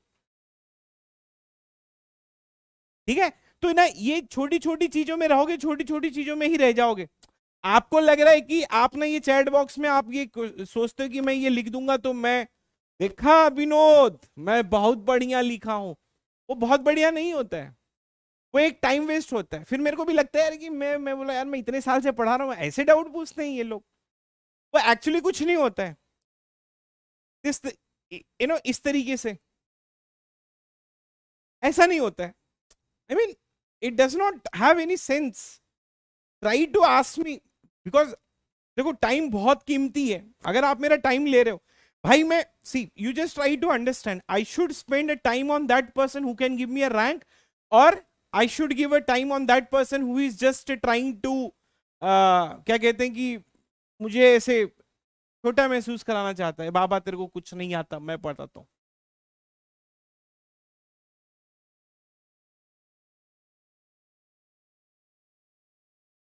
ठीक है, तो होता है ये चीज यार।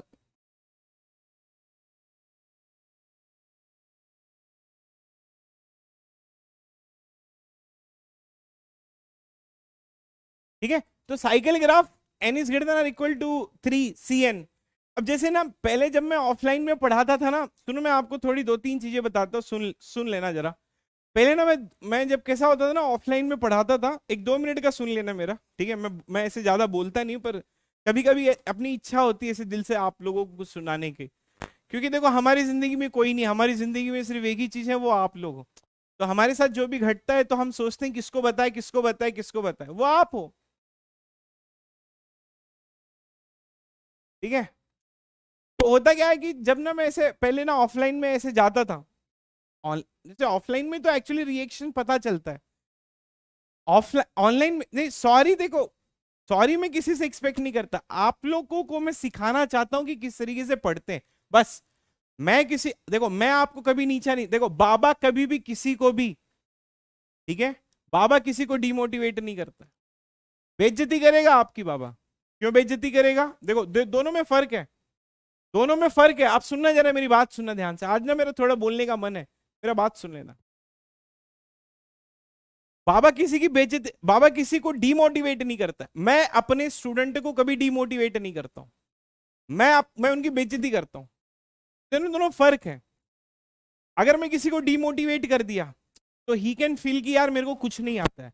हाँ, थोड़ी सी क्यूट वाली बेइज्जती होती है कि भाई देख तू ऐसा है ऐसा मत कर, तो वो सोचेगा कि नहीं मेरे को पढ़ना है। मैं डिमोटिवेट नहीं करता हूँ, हाँ बेइज्जती कर देता हूँ थोड़ी बहुत, और वो जरूरी भी है क्योंकि पढ़ते नहीं हो तुम लोग। एक लड़का था ऐसे, नाम नहीं लूंगा उसका मैं, लेकिन उसकी खूब बेइज्जती करता था मैं। आज ISC में है वो। कहीं कभी बोलता है फोन करके मेरे को, बहुत बेइज्जती कर देता आप मेरी। मैं बोला रिजल्ट देखना तू उसका, आज ISC में है वो, बहुत बेइज्जती करता था मैं उसका। तो डिमोटिवेट नहीं करूंगा मैं आपको। तो जब ना मैं ऑफलाइन में ऐसे एंट्री मारता था ना, तो शुरू के जो ऐसे बहुत सारे बच्चे होते थे, सुनना मैं बताना चाह रहा था। तो जब मैं ऑफलाइन में ऐसे एंट्री मारता था ना, तो शुरू के जो बहुत सारे बच्चे होते थे ना, वैसा मुंह बनाते थे, कहाँ से आ गया ये पढ़ने, ये तो मेरे जैसा दिखता है बाबा, ये क्या पढ़ाएगा। तो मैं ना एक ऐसा एक लाइन लिखता था, साइकिल ग्राफ। जैसे ही लिखा ना, तो ऐसे 10 डाउट, साइकिल क्या होता है, ग्राफ क्या होता है, साइकिल के अंदर ग्राफ क्या होता है, ग्राफ के अंदर साइकिल क्या होता है, ये वो मैं देख रहा हूँ ये कहाँ आ गया मैं। अब शुरू की पहली क्लास में बच्चे जज तो करेंगे ही, सर ये नहीं आया, सर वो नहीं आया, सर ये नहीं आया, सर वो नहीं, ये वो। अला रुक जाओ, मैंने उन्हें बोला कि भाई 2 घंटा देना मेरे को, 2 घंटे में अगर तुम्हें कुछ समझ में ना, तुम चले जाना। शुरू में क्या होता है ना, बच्चे जज करते हैं, ए बाबा तेरे को ये नहीं आ रहा, ये बता, ये नहीं आ रहा, वो ये बता।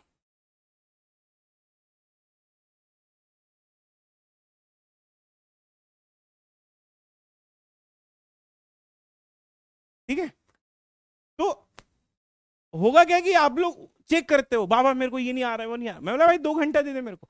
अब 2 घंटा जो मेरे से पढ़ लिया, 2 घंटा मेरी जो सुन लिया, कि बाद में फिर बोलता है सर सॉरी सर मैं नहीं आऊंगा। भाई मैं, I have trained more than 1 lakh of students, तो जो मैं कुछ बोलता हूँ, मेरा टाइम थोड़ा ना प्रीशियस है उन बच्चों के लिए जो रैंक लाने वाले हैं।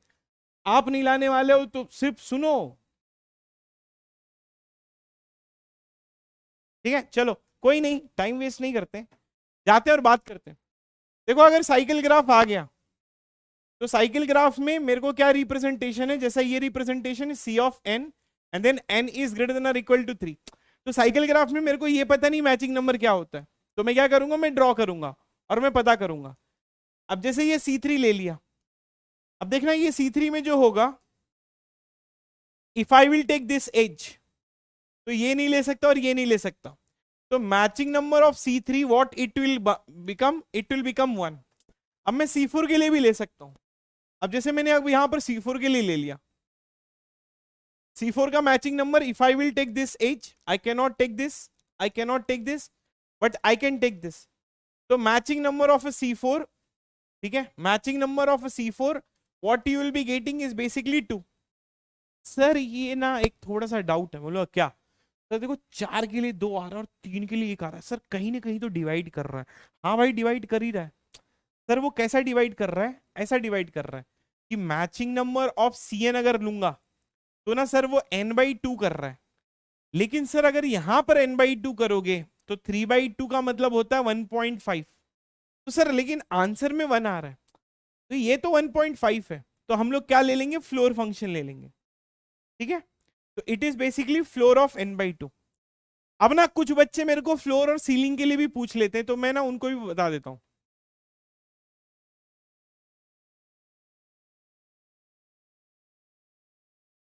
ठीक है? उनके लिए भी बता देता हूं कि फ्लोर और सीलिंग वाला क्या कॉन्सेप्ट है। अब जैसे मैं यहां पर खड़ा हूं, ठीक है, ठीक है, जैसे मैं यहां पर खड़ा हूं, मैं ऊपर देखूंगा तो क्या दिखेगा, सीलिंग दिखेगा। तो आपका जो सीलिंग वाला फंक्शन है वो इस तरीके से रिप्रेजेंट होता है, नीचे कुछ नहीं होता है, ऊपर ये देखो, ये क्या हो गया, सीलिंग फंक्शन हो गया। ये क्या हो गया, सीलिंग फंक्शन हो गया। अब ऊपर देखा तो क्या दिखा, सीलिंग फंक्शन दिखा, नीचे दिखा तो क्या दिखा, फ्लोर दिखा। तो फ्लोर इस तरीके से रिप्रेजेंट होता है, ठीक है? ये आपका क्या हो गया, ये आपका सीलिंग फंक्शन हो गया, ये आपका फ्लोर हो गया, फ्लोर हो गया। अब ये जो मेरा हाथ है ना, ये क्या रिप्रेजेंट कर रहा है, 1.5 रिप्रेजेंट कर रहा है। अब 1.5 के ऊपर देखो तो क्या दिखेगा, 2 दिखेगा। तो जब अगर मैं 1.5 लिया और जब सीलिंग फंक्शन लेता हूं तो इसके ऊपर देखो क्या है, तो आंसर में आ जाएगा 2। 1.5 हवा में है, नीचे देखो क्या दिखेगा, 1.5 है, अब नीचे देखोगे तो क्या दिखेगा, 1 दिखेगा। मतलब आपका ये जो 1.5 है वो 1 और 2 के बीच में है, जो नियरेस्ट इंटीजर होता है। जब सीलिंग देखो, सॉरी, जब हाँ सीलिंग देखोगे तो 2 दिखेगा, फ्लोर देखोगे तो 1 दिखेगा, ठीक है? तो इस तरीके से, ठीक है, इस तरीके से हम इसको पता कर सकते हैं। आप कभी जिंदगी में डाउट मत बोलना फ्लोर और सीलिंग वाला फंक्शंस का, नीचे देखना ऊपर देखना, बस भूल जाना ये चीज। तो अब ना जैसे 3.2 का 1.5 आंसर आ रहा है, बट रियलिटी में वो कितना मैचिंग नंबर दे रहा है, एक ही दे रहा है, इसीलिए इट विल बिकम व्हाट, 3.2। ऐसे आंसर में इट विल बी शोइंग कि भाई 1.5 आ रहा है, रियलिटी में एक है। तो हम लोग क्या ले लेंगे, इसका इसका हम लोग ले लेंगे फ्लोर फंक्शन, तो इसको हम लोग फ्लोर फंक्शन आएगा। अब वैसे ही C4 का अगर इसका फ्लोर लोगे तो भी still you will get answer as a 2। Absolute value का फ्लोर और सीलिंग सेम होता है, ठीक है? तो ये आपका आ गया साइकिल ग्राफ का। तो साइकिल ग्राफ का हम लोग लिख सकते हैं कि it is basically a floor of n/2। तो इसमें आप कंफ्यूजन मत रखना कि फ्लोर क्या होता है, सीलिंग क्या होता है। अब हम लोग जाते हैं और बात करते हैं व्हील ग्राफ के बारे में। Suppose if I will be trying to take a wheel graph, and wheel graph is having a representation Wn and it is starting from n is greater than or equal to 4। तो पहली wheel graph आपके पास ये वाली आ गई, ठीक है? इसको याद रखना बनता कैसे है। अब जैसे आपने W4 ले लिया, अब इसमें suppose if you will take this edge, that means you cannot take this edge, you cannot take this edge, you cannot take this edge, you cannot take this edge, but I can take this edge. तो matching number of W4 what you are getting is basically 2। देखो यहां पर भी 2 से कहीं ना कहीं divide हो ही रहा है। W5 ले लेते तो ज्यादा क्लैरिटी मिल जाएगा। इसलिए मैं हमेशा बोलता हूं कि ग्राफ थियरी में first you draw the graph then you ask the doubt. आपको गेट में भी ऐसी कुछ चीजें आएंगी जहां कुछ समझ में नहीं आ रहा, तो पहले ग्राफ ड्रॉ कर लो।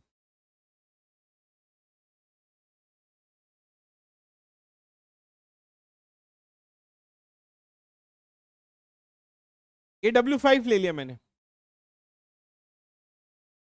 अब जैसे मैंने यहां पर W5 लिया, if I will take this edge, I cannot take this, I cannot take this, I cannot take this, I cannot take this. ये छोटा वाला ट्राइंगल है, इसमें से तीन में से कोई भी एक ले सकते हो। तो matching number of W5 what you will be getting, you will be getting is basically 2। भाई ये भी डिवाइड ही हो रहा है, तो ये भी फ्लोर ही आ जाएगा ना। जैसे देखो 4 के लिए 2 आया और 5 के लिए 2 आया, तो what it will become, it will become floor of this. तो it will become what, floor of this. तो व्हाट वी कैन राइट कि matching number of a WN, again it will become floor of N/2। ये चीज समझ में आई नहीं समझ में आई बता देना। It is a floor of N/2।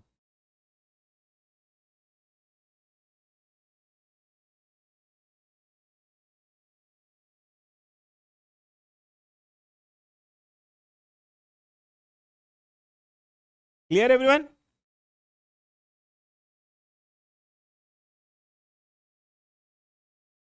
ठीक है, तो व्हील ग्राफ का भी वही आ गया, उसका भी वही आ गया। कंप्लीट के लिए चेक कर लेते एक बार।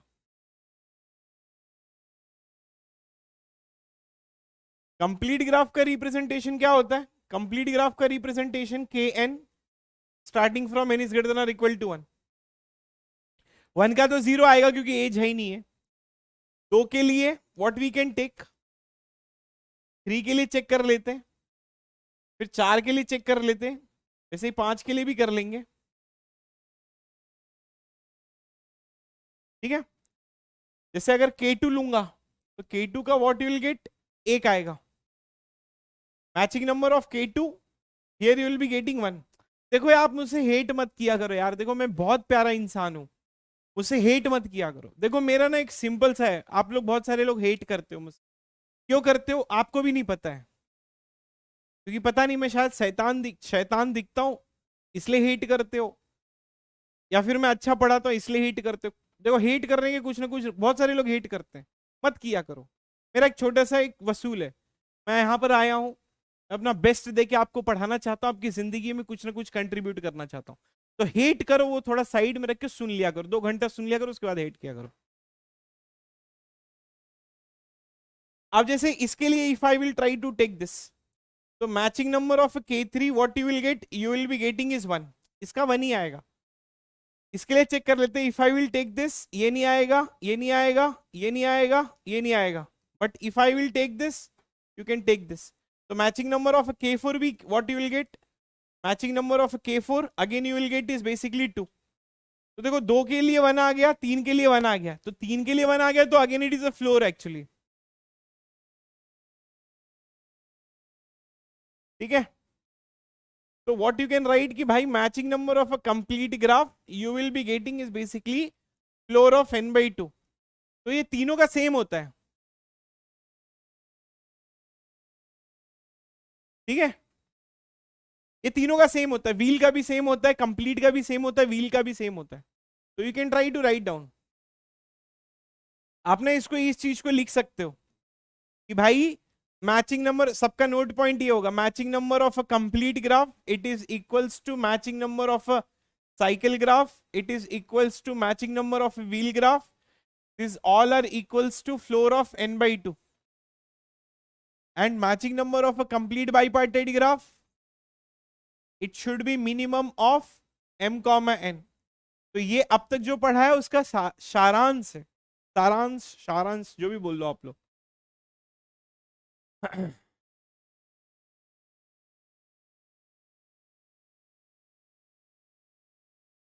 ग्राफ थियरी कब तक कंप्लीट होगा?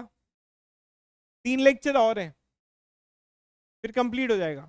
दुनिया ग्राफ थियरी 4 से 6 घंटे में पढ़ाती है। बाबा भाई 4 से 6 घंटे में सिर्फ इंट्रो मारते हैं ग्राफ का।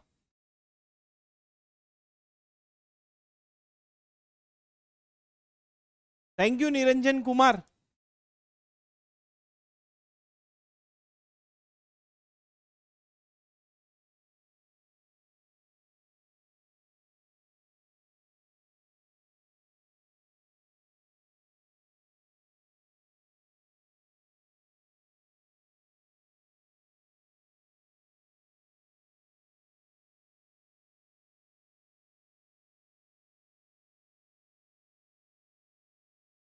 n=5 के लिए भी चेक कर सकते हो यार, बाबा से ही करवाओगे सब। C5 के लिए चेक कर लो, W5 के लिए तो चेक ही किए थे। ठीक है, बहुत गंदे हो तुम लोग।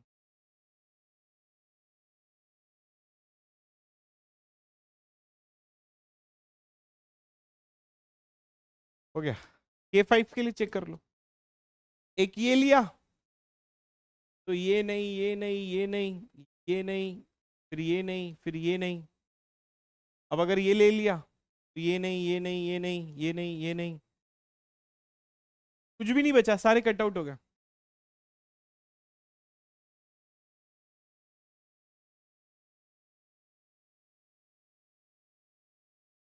ठीक है, तो you will get it. Draw कर लो, आ जाएगा यार, कुछ है नहीं इसमें। This is very easy actually.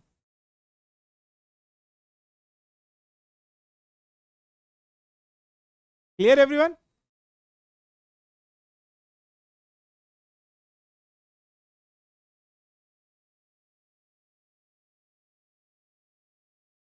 ठीक है, ए स्पैम मत करो यार, तुम लोग इधर पढ़ो, आपस में ही बात करते हो।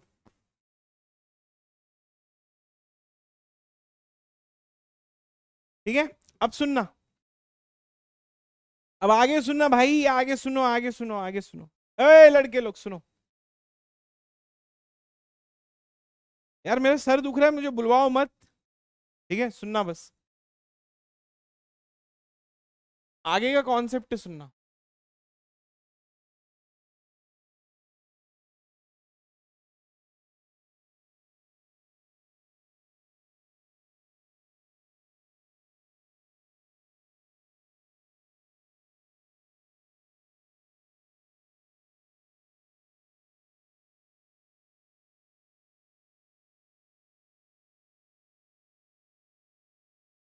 ठीक है, okay everyone please try to understand this. देखो, अगर मैं ये वाला वापस से वही ग्राफ लिया, अगर मैंने ये वाला एज लिया तो ये नहीं ले सकता, ये नहीं ले सकता, और ये नहीं ले सकता, और ये नहीं ले सकता। अगर मैंने ये लिया, ठीक है, तो ये भी नहीं ले सकता। ये एक एग्जांपल है किसका, maximal. Everyone try to focus, अभी आगे का 15-20 मिनट फोकस करना। ये एक एग्जांपल है किसका, मैक्सिमल मैचिंग सेट का। ये एक एग्जांपल किसका है, आपका मैक्सिमल मैचिंग सेट का। तो फिलहाल के लिए ये एक एग्जांपल है मैक्सिमल मैचिंग सेट का, जो हमने ऑलरेडी देख लिए थे। अब अगर आगे देखना, if I will try to take this edge, then I cannot take this edge, I cannot take this edge, but I can take this edge, I cannot take this edge, I cannot take this edge, but I can take this edge।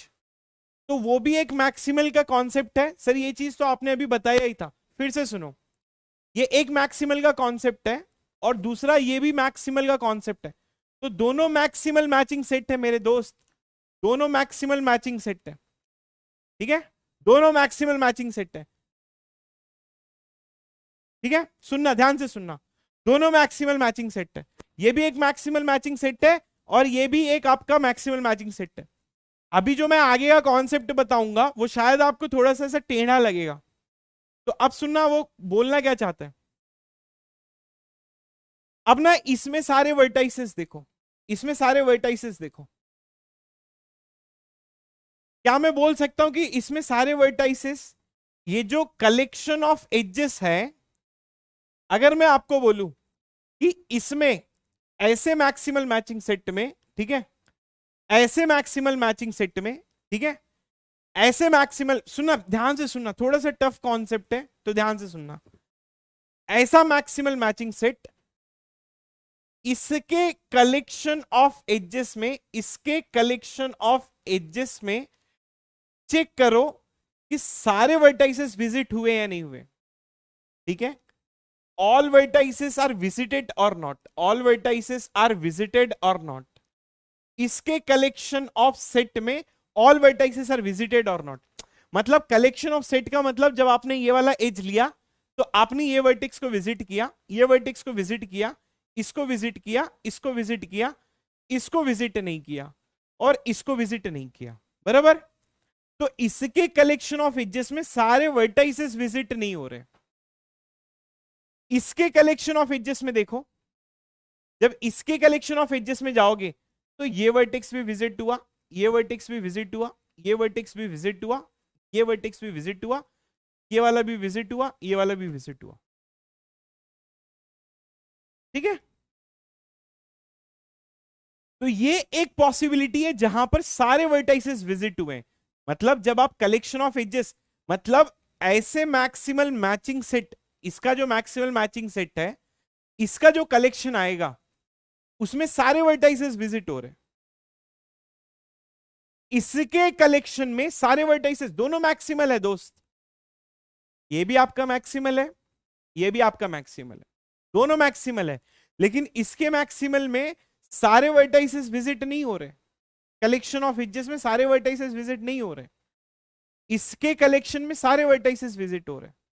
दोनों हम लोग maximal के बारे में बात कर रहे हैं। एग्जाम्पल के लिए, अब जैसे मैं अगर ये वाला ग्राफ लेता हूं, ठीक है, for example if I will take this graph, ठीक है,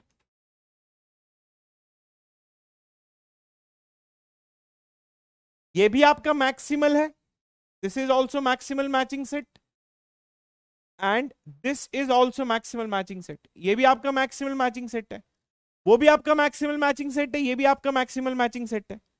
तो इसके मैक्सिमल मैचिंग सेट में ये वर्टेक्स विजिट हुआ और ये वर्टेक्स विजिट हुआ, ये विजिट नहीं हुआ, ये विजिट नहीं हुआ।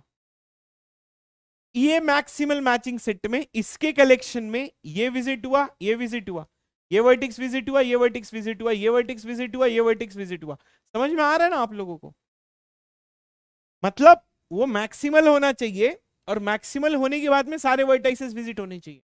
तो देखो ये एक मैक्सिमल मिला, इसमें जब आपने ये वाला एज लिया तो ये वाला विजिट हुआ और ये वाला वर्टेक्स विजिट हुआ। जब इसमें देखो इस वर्टेक्स के ऊपर कोई एज नहीं आया था तो इसको कोई विजिट नहीं किया, इसको भी कोई विजिट नहीं किया।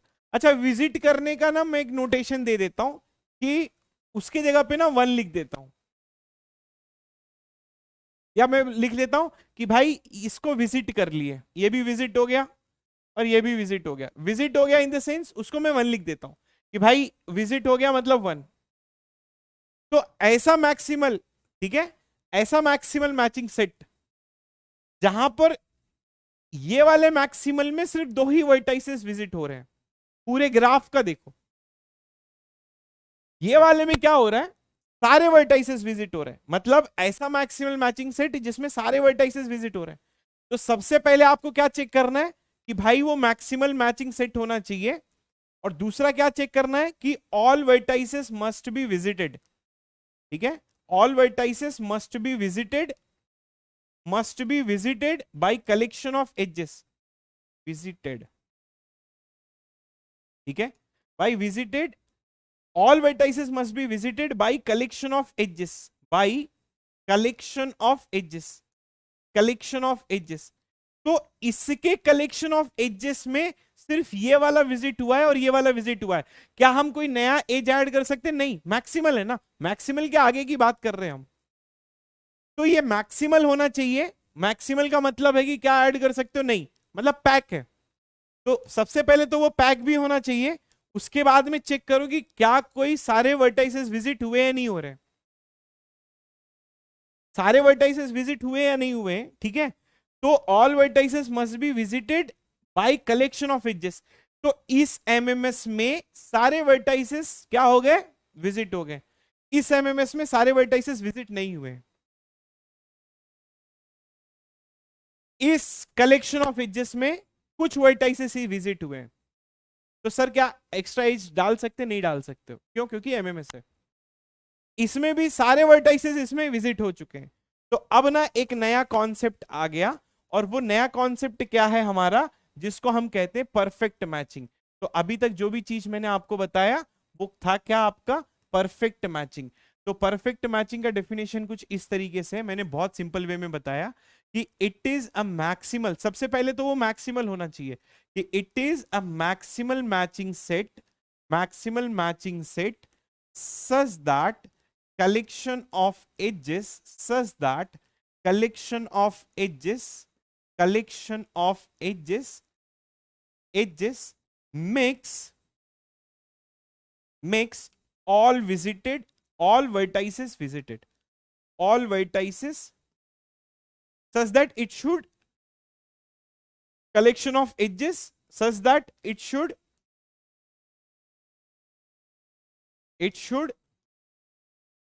visit all vertices, visit all vertices.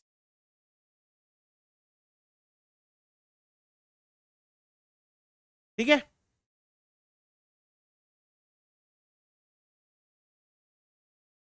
Example के लिए अगर मैं लिखता हूं फॉर एग्जाम्पल दिस, सबसे पहले वो क्या होना चाहिए, it should be maximal matching set. अब जैसे see this is, if I will take this example, in this example it is maximal matching set, but it is not perfect matching. Why it is not perfect matching? Because this vertex is not visited, this vertex is not visited, this vertex is visited, this vertex is visited. ये maximal matching set है लेकिन perfect matching नहीं है. अब अगर दूसरा एक example लेता हूं जैसे कि ये वाला, ठीक है, इसमें if I will try to take this, इसमें ये वर्टेक्स विजिट किया, ये वर्टेक्स विजिट किया, ये वर्टेक्स विजिट किया, ये वर्टेक्स विजिट किया, तो ये आपका मैक्सिमल मैचिंग सेट भी है और ये आपका परफेक्ट मैचिंग भी है. तो हर एक perfect matching maximal matching set होता है लेकिन हर एक maximal matching set perfect matching नहीं होता. Yes, first of all it should be maximal and then perfect matching. तो every perfect matching is a maximal, but every maximal should not be a perfect matching.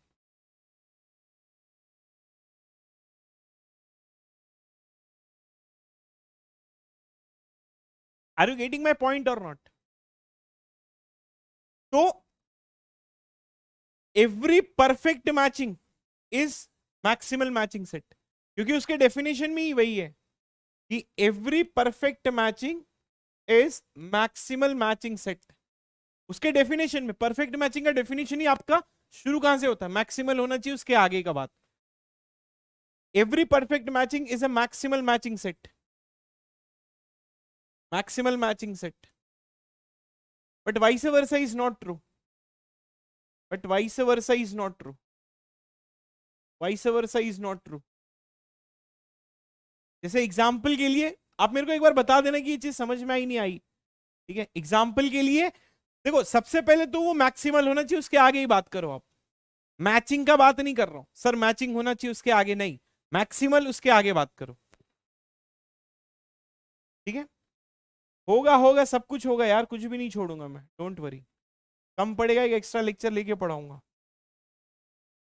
अब जैसे ये वाला है, ठीक है, you cannot take this edge, you cannot take this edge, if you will take this, you cannot take this, you cannot take this, you cannot take this. तो ये आपका मैक्सिमल मैचिंग सेट है. क्यों? क्योंकि ऐड नहीं कर सकते. Maximal matching set कैसे पता करते हैं? जब हम कुछ ऐड नहीं कर सकते तभी पता करते हैं. इसमें देखो सब कट मार्क हो गया, कुछ भी ऐड नहीं कर सकते. परफेक्ट मैचिंग होगा क्या? वर्टेक्स से जाके पूछो. परफेक्ट मैचिंग में वर्टेक्स, भाई तेरे को कोई विजिट किया, भाई मेरे को कोई विजिट नहीं किया, तो it is not perfect matching. But इसका ही दूसरा एक रूप अगर मैं लूं, ठीक है, इसका ही मैं अगर दूसरा एक रूप लूं, जैसे एग्जाम्पल के लिए ये, ठीक है, फॉर एग्जाम्पल के लिए if I will take this,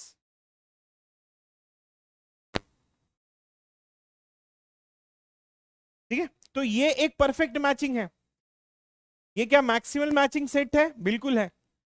तो सबसे पहले परफेक्ट, ठीक है, परफेक्ट मैचिंग सबसे पहले होना चाहिए, सॉरी सबसे पहले मैक्सिमल होना चाहिए, उसके आगे हम लोग परफेक्ट चेक करते हैं, और फिर ये परफेक्ट मैचिंग. ये वर्टेक्स विजिट हुआ, ये भी वर्टेक्स विजिट हुआ, ये भी विजिट हुआ, ये भी विजिट हुआ, ये भी विजिट हुआ, ये भी विजिट हुआ, तो ये सारे वर्टेक्सेस विजिट हो गए. तो स्टेटमेंट सुनना मेरा, आई थिंक आप लोगों को परफेक्ट मैचिंग समझ में आ गया होगा. अब आगे का स्टेटमेंट सुनना.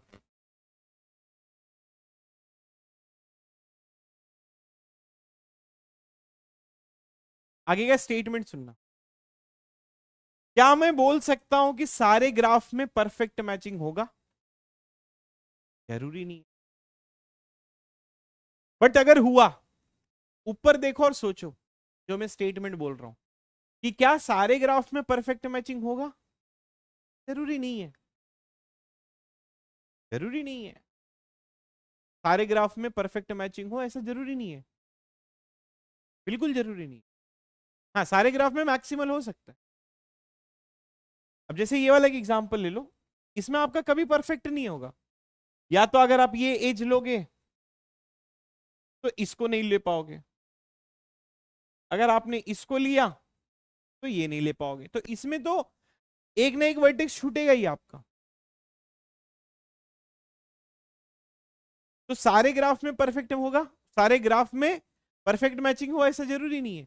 लेकिन अगर किसी ग्राफ में, अगर किसी ग्राफ में परफेक्ट मैचिंग, सुनना मेरे स्टेटमेंट समझने की कोशिश करना, और अगर दिल तक पहुंचे तो तालियां बजा देना। सारे ग्राफ में परफेक्ट मैचिंग हो ऐसा जरूरी नहीं है, क्योंकि कहीं कहीं पर ऐसा होगा, मैक्सिमल तो हो जाएगा कि आप कुछ नया एज नहीं ऐड कर सकते। जब आप कुछ नया एज नहीं ऐड कर सकते तो कहीं ना कहीं एक वर्टेक्स छूट जाएगा, तो मैक्सिमल तो होगा। लेकिन अगर क्या मैं बोल सकता हूं कि सारे ग्राफ में परफेक्ट हो, नहीं, मैक्सिमल होगा, परफेक्ट जरूरी नहीं।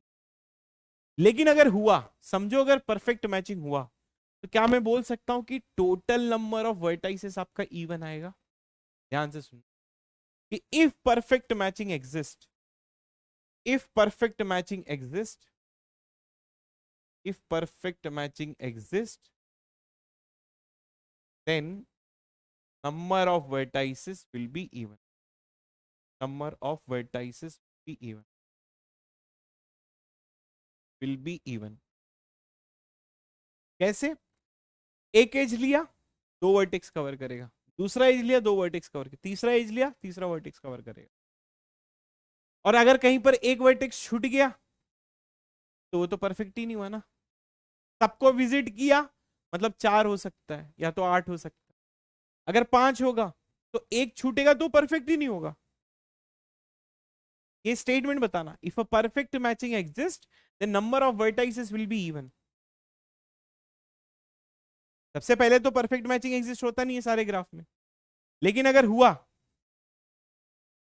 अगर परफेक्ट मैचिंग एग्जिस्ट हुआ तो आपका number of vertices will be even. Visualise करो इस चीज। सबसे पहले तो परफेक्ट मैचिंग होगा नहीं, लेकिन अगर परफेक्ट मैचिंग होगा तो नंबर ऑफ वर्टाइसेस आपका इवन होगा 100%। क्यों? क्योंकि ये मतलब अब सारे वर्टाइसेस देखो, सारे वर्टाइसेस इसमें कवर हैं। जब सारे वर्टाइसेस कवर हैं तो इस, जब ये कवर हो रहा है तो इसके साथ में कोई और भी तो कवर हो रहा है। जब ये कवर हो रहा है तो इसके साथ में कुछ और भी वर्टाइसेस भी तो कवर हो रहे हैं। समझ में आया कि नहीं आया? आप अपना सोचने की थोड़ी क्षमता बढ़ाओ, try to visualise in more manner. कि देखो परफेक्ट मैचिंग सारे ग्राफ में तो एग्जिस्ट होगा नहीं, लेकिन अगर कहीं पर एग्जिस्ट हुआ परफेक्ट मैचिंग, तो परफेक्ट मैचिंग एग्जिस्ट हुआ मतलब सारे वर्टाइसेस को चुम्मा मिल जाएगा। अगर सारे वर्टाइसेस को चुम्मा मिल रहा है तो उसको चुम्मा देने वाला भी तो कोई होना चाहिए, है कि नहीं? तो अगर उसको चुम्मा देने वाला होना चाहिए तो दो दो का कपल हो गया भाई, हो गया, हो गया। अगर कहीं सर, अगर कोई एक लड़का समझो जैसे बाबा सर जैसा कोई अकेला पड़ गया, तब तो वो परफेक्ट मैचिंग ही नहीं हुआ ना। उसको चुम्मा नहीं मिला तो मतलब परफेक्ट मैचिंग ही नहीं हुआ। सबको चुम्मा मिला मतलब चुम्मा देने वाला भी कोई होना चाहिए।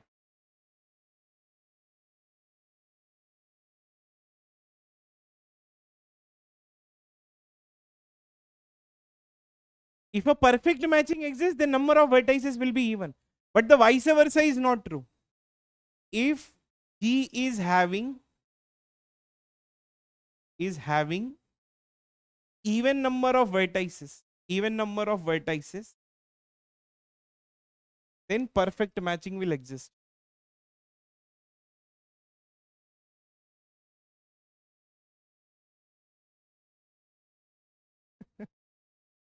देखो तुम लोग अगर कुछ नहीं आया ना तो तुम लोग ना लिख दोगे ना तो बाबा 10 तरीके से बताएगा उसको।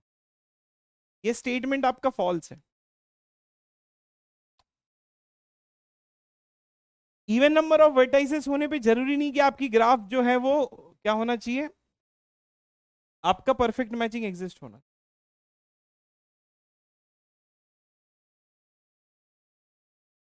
जैसे एग्जाम्पल के लिए ये, इसमें कितने वर्टाइसेस हैं? N it is equals to 6, 1 2 3 4 5 6।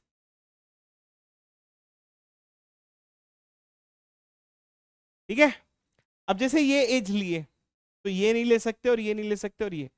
अब जैसे ये जो 3 पेंडेंट है उसमें हो जाएगा झगड़ा। अगर आपने पहला वाला लिया तो इन दोनों को चुम्मा नहीं मिलेगा। आप अगर सेकंड वाला लोगे तो फर्स्ट और थर्ड वाले को चुम्मा। ये तीनों भाई में झगड़ा हो रहा है। आप अगर किसी एक एज को लोगे तो दो तो छूटेगा ही छूटेगा।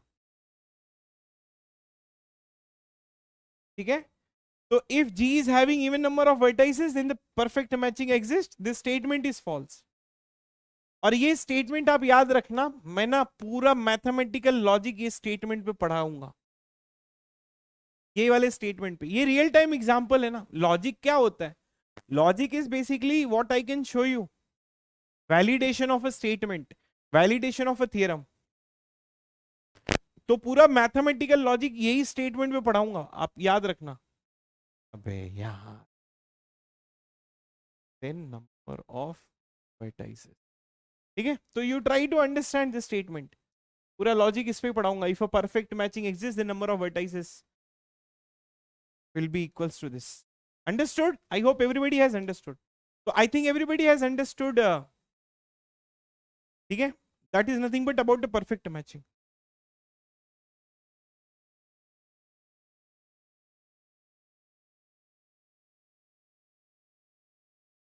No, it can have a more than one pendant भाई।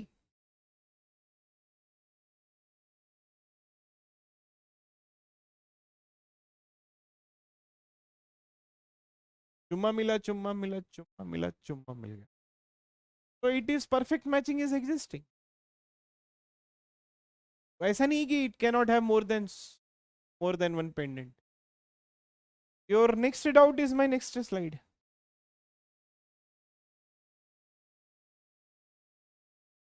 ठीक है, if a perfect matching exist the number of vertices will be even. तो this statement always remember this. तो मैंने आपको मैचिंग सेट पढ़ाया, मैंने आपको मैक्सिमल मैचिंग सेट पढ़ाया, मैक्सिमल मैचिंग के बाद में मैंने आपको मैचिंग नंबर पढ़ाया और फिर परफेक्ट मैचिंग पढ़ा। अब थोड़ा परफेक्ट मैचिंग में जाते हैं और भी बात करते हैं, क्योंकि गेट में क्वेश्चन पूछा जाता है परफेक्ट मैचिंग का।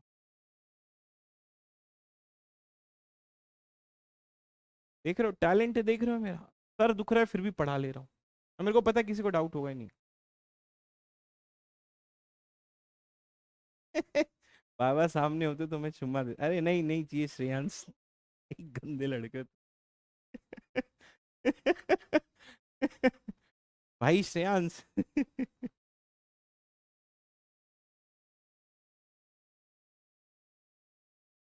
ठीक है, देखो अब आगे की बात करते हैं।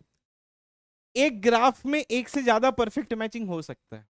इन a graph, in a graph we can have we can have different perfect matchings, different perfect matching।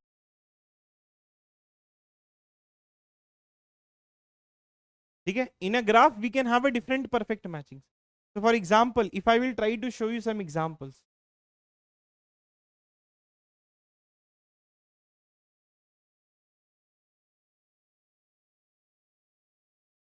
दर्द मिल सके दे उतना में है।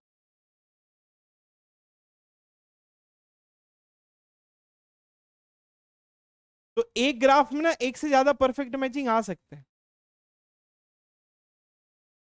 ठीक है, इट इज पॉसिबल, मतलब अलग अलग पॉसिबिलिटीज के perfect matchings, it is possible, totally possible है।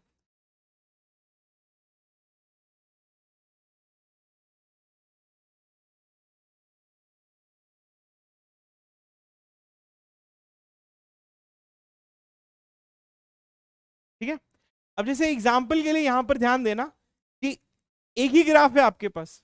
ठीक है, एक ही ग्राफ है, लेकिन इस ग्राफ में क्या होगा कि देखो एक एक तरीके का परफेक्ट मैचिंग ये हो सकता है।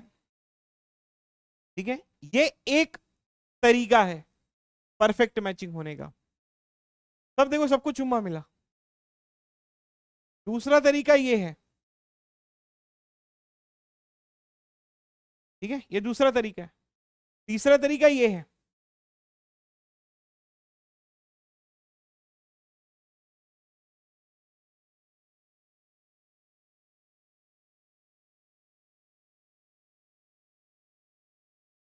ठीक है, this is one type of perfect matching, one type of perfect matching. This is second type of perfect matching, second type of perfect matching. This is the third type of perfect matching, third type of perfect matching, ठीक है। तो first type of,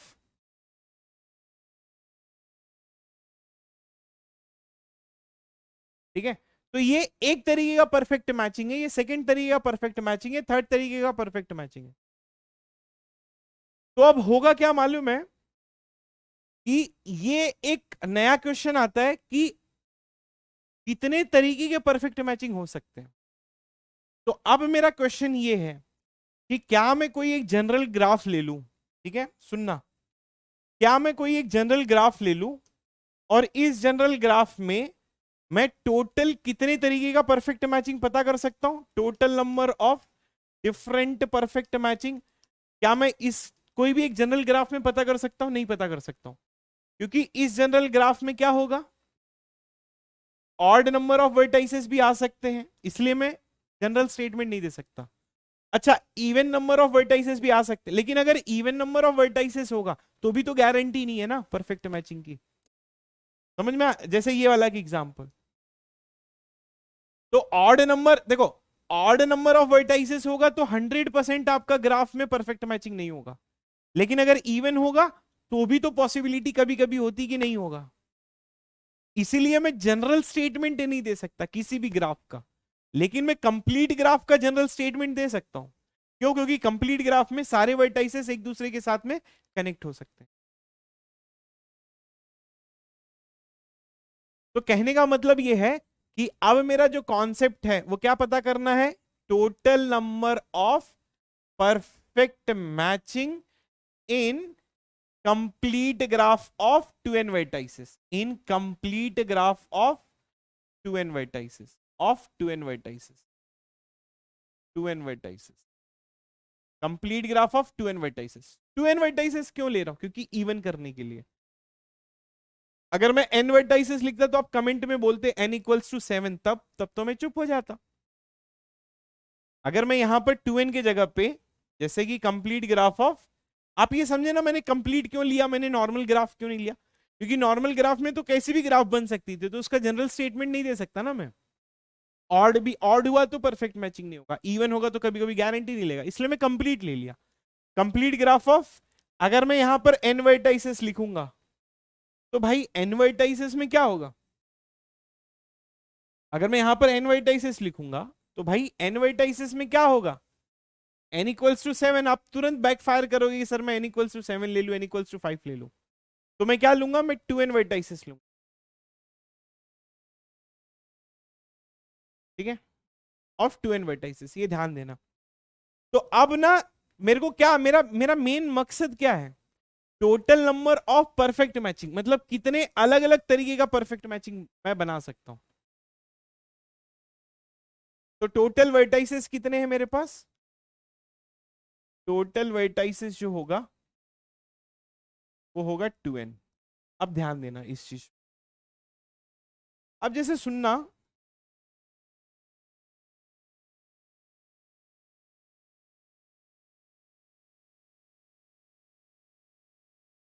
अब जैसे सुनना, मैं आगे क्या कहना चाहता हूं।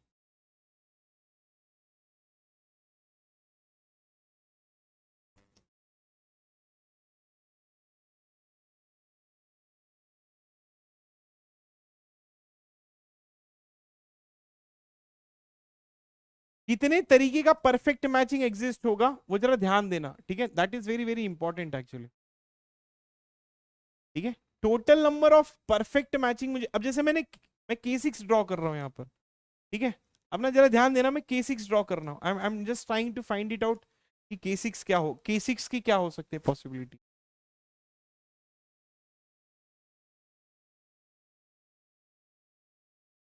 सबकी डिग्री 5 होनी चाहिए, वो याद रखना, ठीक है। अगर ये डायग्राम नहीं ड्रॉ करूंगा, आप बोलोगे कि सर ये डायग्राम क्यों ड्रॉ कर रहे हो, अगर डायग्राम नहीं ड्रॉ करूंगा तो you will be having a problem 100%, फिर विजुअलाइजेशन नहीं आएगा। तो मेरे को पता है कि कहाँ पर आपका विजुअलाइजेशन नहीं होगा और कहाँ पे होगा। अब जैसे ये देखना, इसका एक एज मिस, ठीक है, एक बार वेरीफाई कर लो, आई थिंक ये K6 हो गया। अब जैसे अगर मैं ये वाला वर्टेक्स से स्टार्ट करता हूँ, ठीक है, अगर मैं ये वाला वर्टेक्स से स्टार्ट करता हूँ, तो ये वाले वर्टेक्स के पास कितनी पॉसिबिलिटी है, देखो वो एक तरीके से इस पे अगर पॉइंट आउट करेगा तो एक अलग तरीके का परफेक्ट मैचिंग बनाएगा, या अगर वो इस पे पॉइंट आउट करेगा तो एक अलग तरीका, क्योंकि अगर ये इसको चुम्मा ले रहा है तो इसको नहीं लेगा ना, इसको कोई और चुम्मा ले लेगा। समझ में आ रहा है? तो कहने का मतलब ये है कि अब ये कितने तरीके से चुम्मा ले सकता है, ये तो 5 तरीके से चुम्मा ले सकता है। अगर समझो ये एक टाइम पे इसको चुम्मा ले रहा है, तो ये और फिर ये इसको चुम्मा ले लेगा और ये इसको चुम्मा ले लेगा, तो ये एक परफेक्ट मैचिंग बनेगा। समझ में आ रहा है?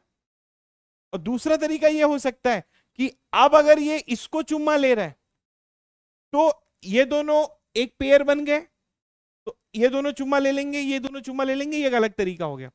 अब जैसे एग्जांपल के लिए what I can show you, कि देखो ये था, इसके पास 3 लोग हैं, 3 तरीके से चुम्मा ले सकता है।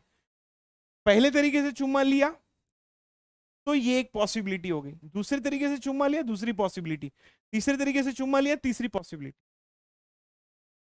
तो होगा क्या कि अब अगर टोटल 2n वर्टाइसेस हैं, तो 1 2 3 4 5 ऐसे करके टोटल 2n वर्टाइसेस हैं। जब भाई टोटल 2n वर्टाइसेस हैं, तो ये पहला वाला वर्टेक्स कितने तरीके से चुम्मा ले सकता है, पहला वाला वर्टेक्स जो है वो 2n-1 तरीके से चुम्मा ले सकता है। समझ में आ गया?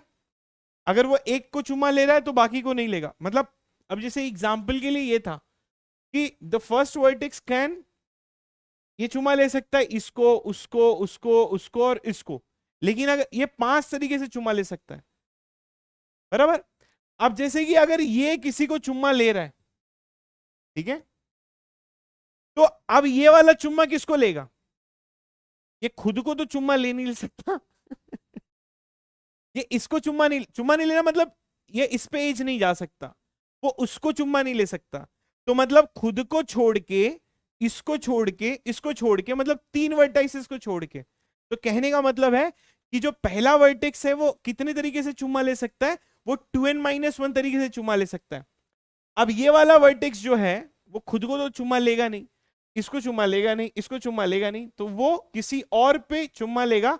और that you can do in how many ways, that you can do in 2n-3 ways. तो जो पहला वाला वर्टेक्स है, पहला वाला वर्टेक्स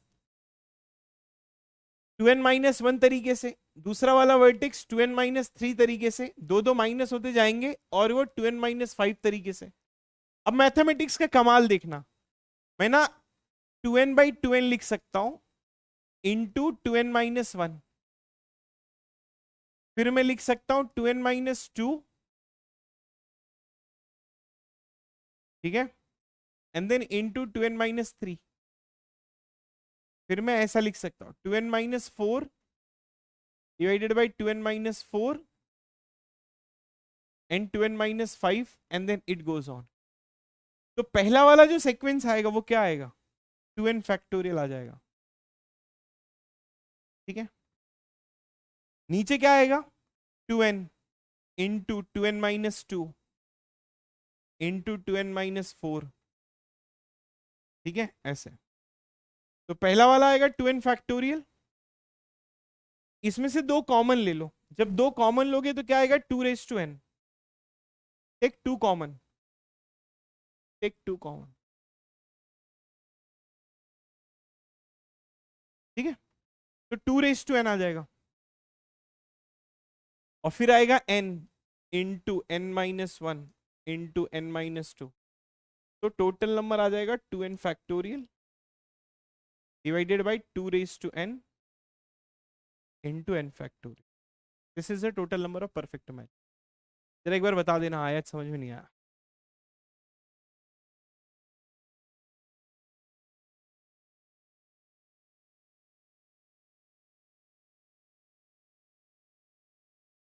एग्जाम्पल मैंने बहुत अच्छा दिया है, एक बार बता देना मुझे।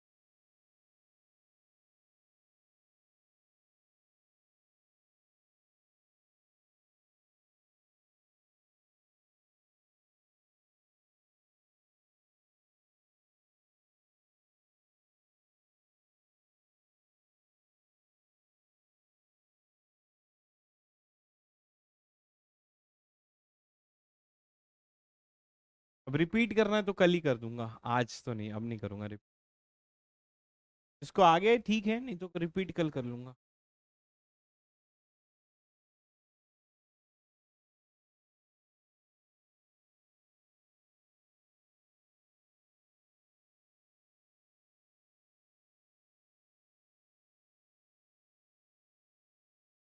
ठीक है, कल कर लेते हैं, ठीक है। चलो, bye, good night, have a great day. ठीक है, बाय बाय। कल यहाँ से स्टार्ट कर लूंगा।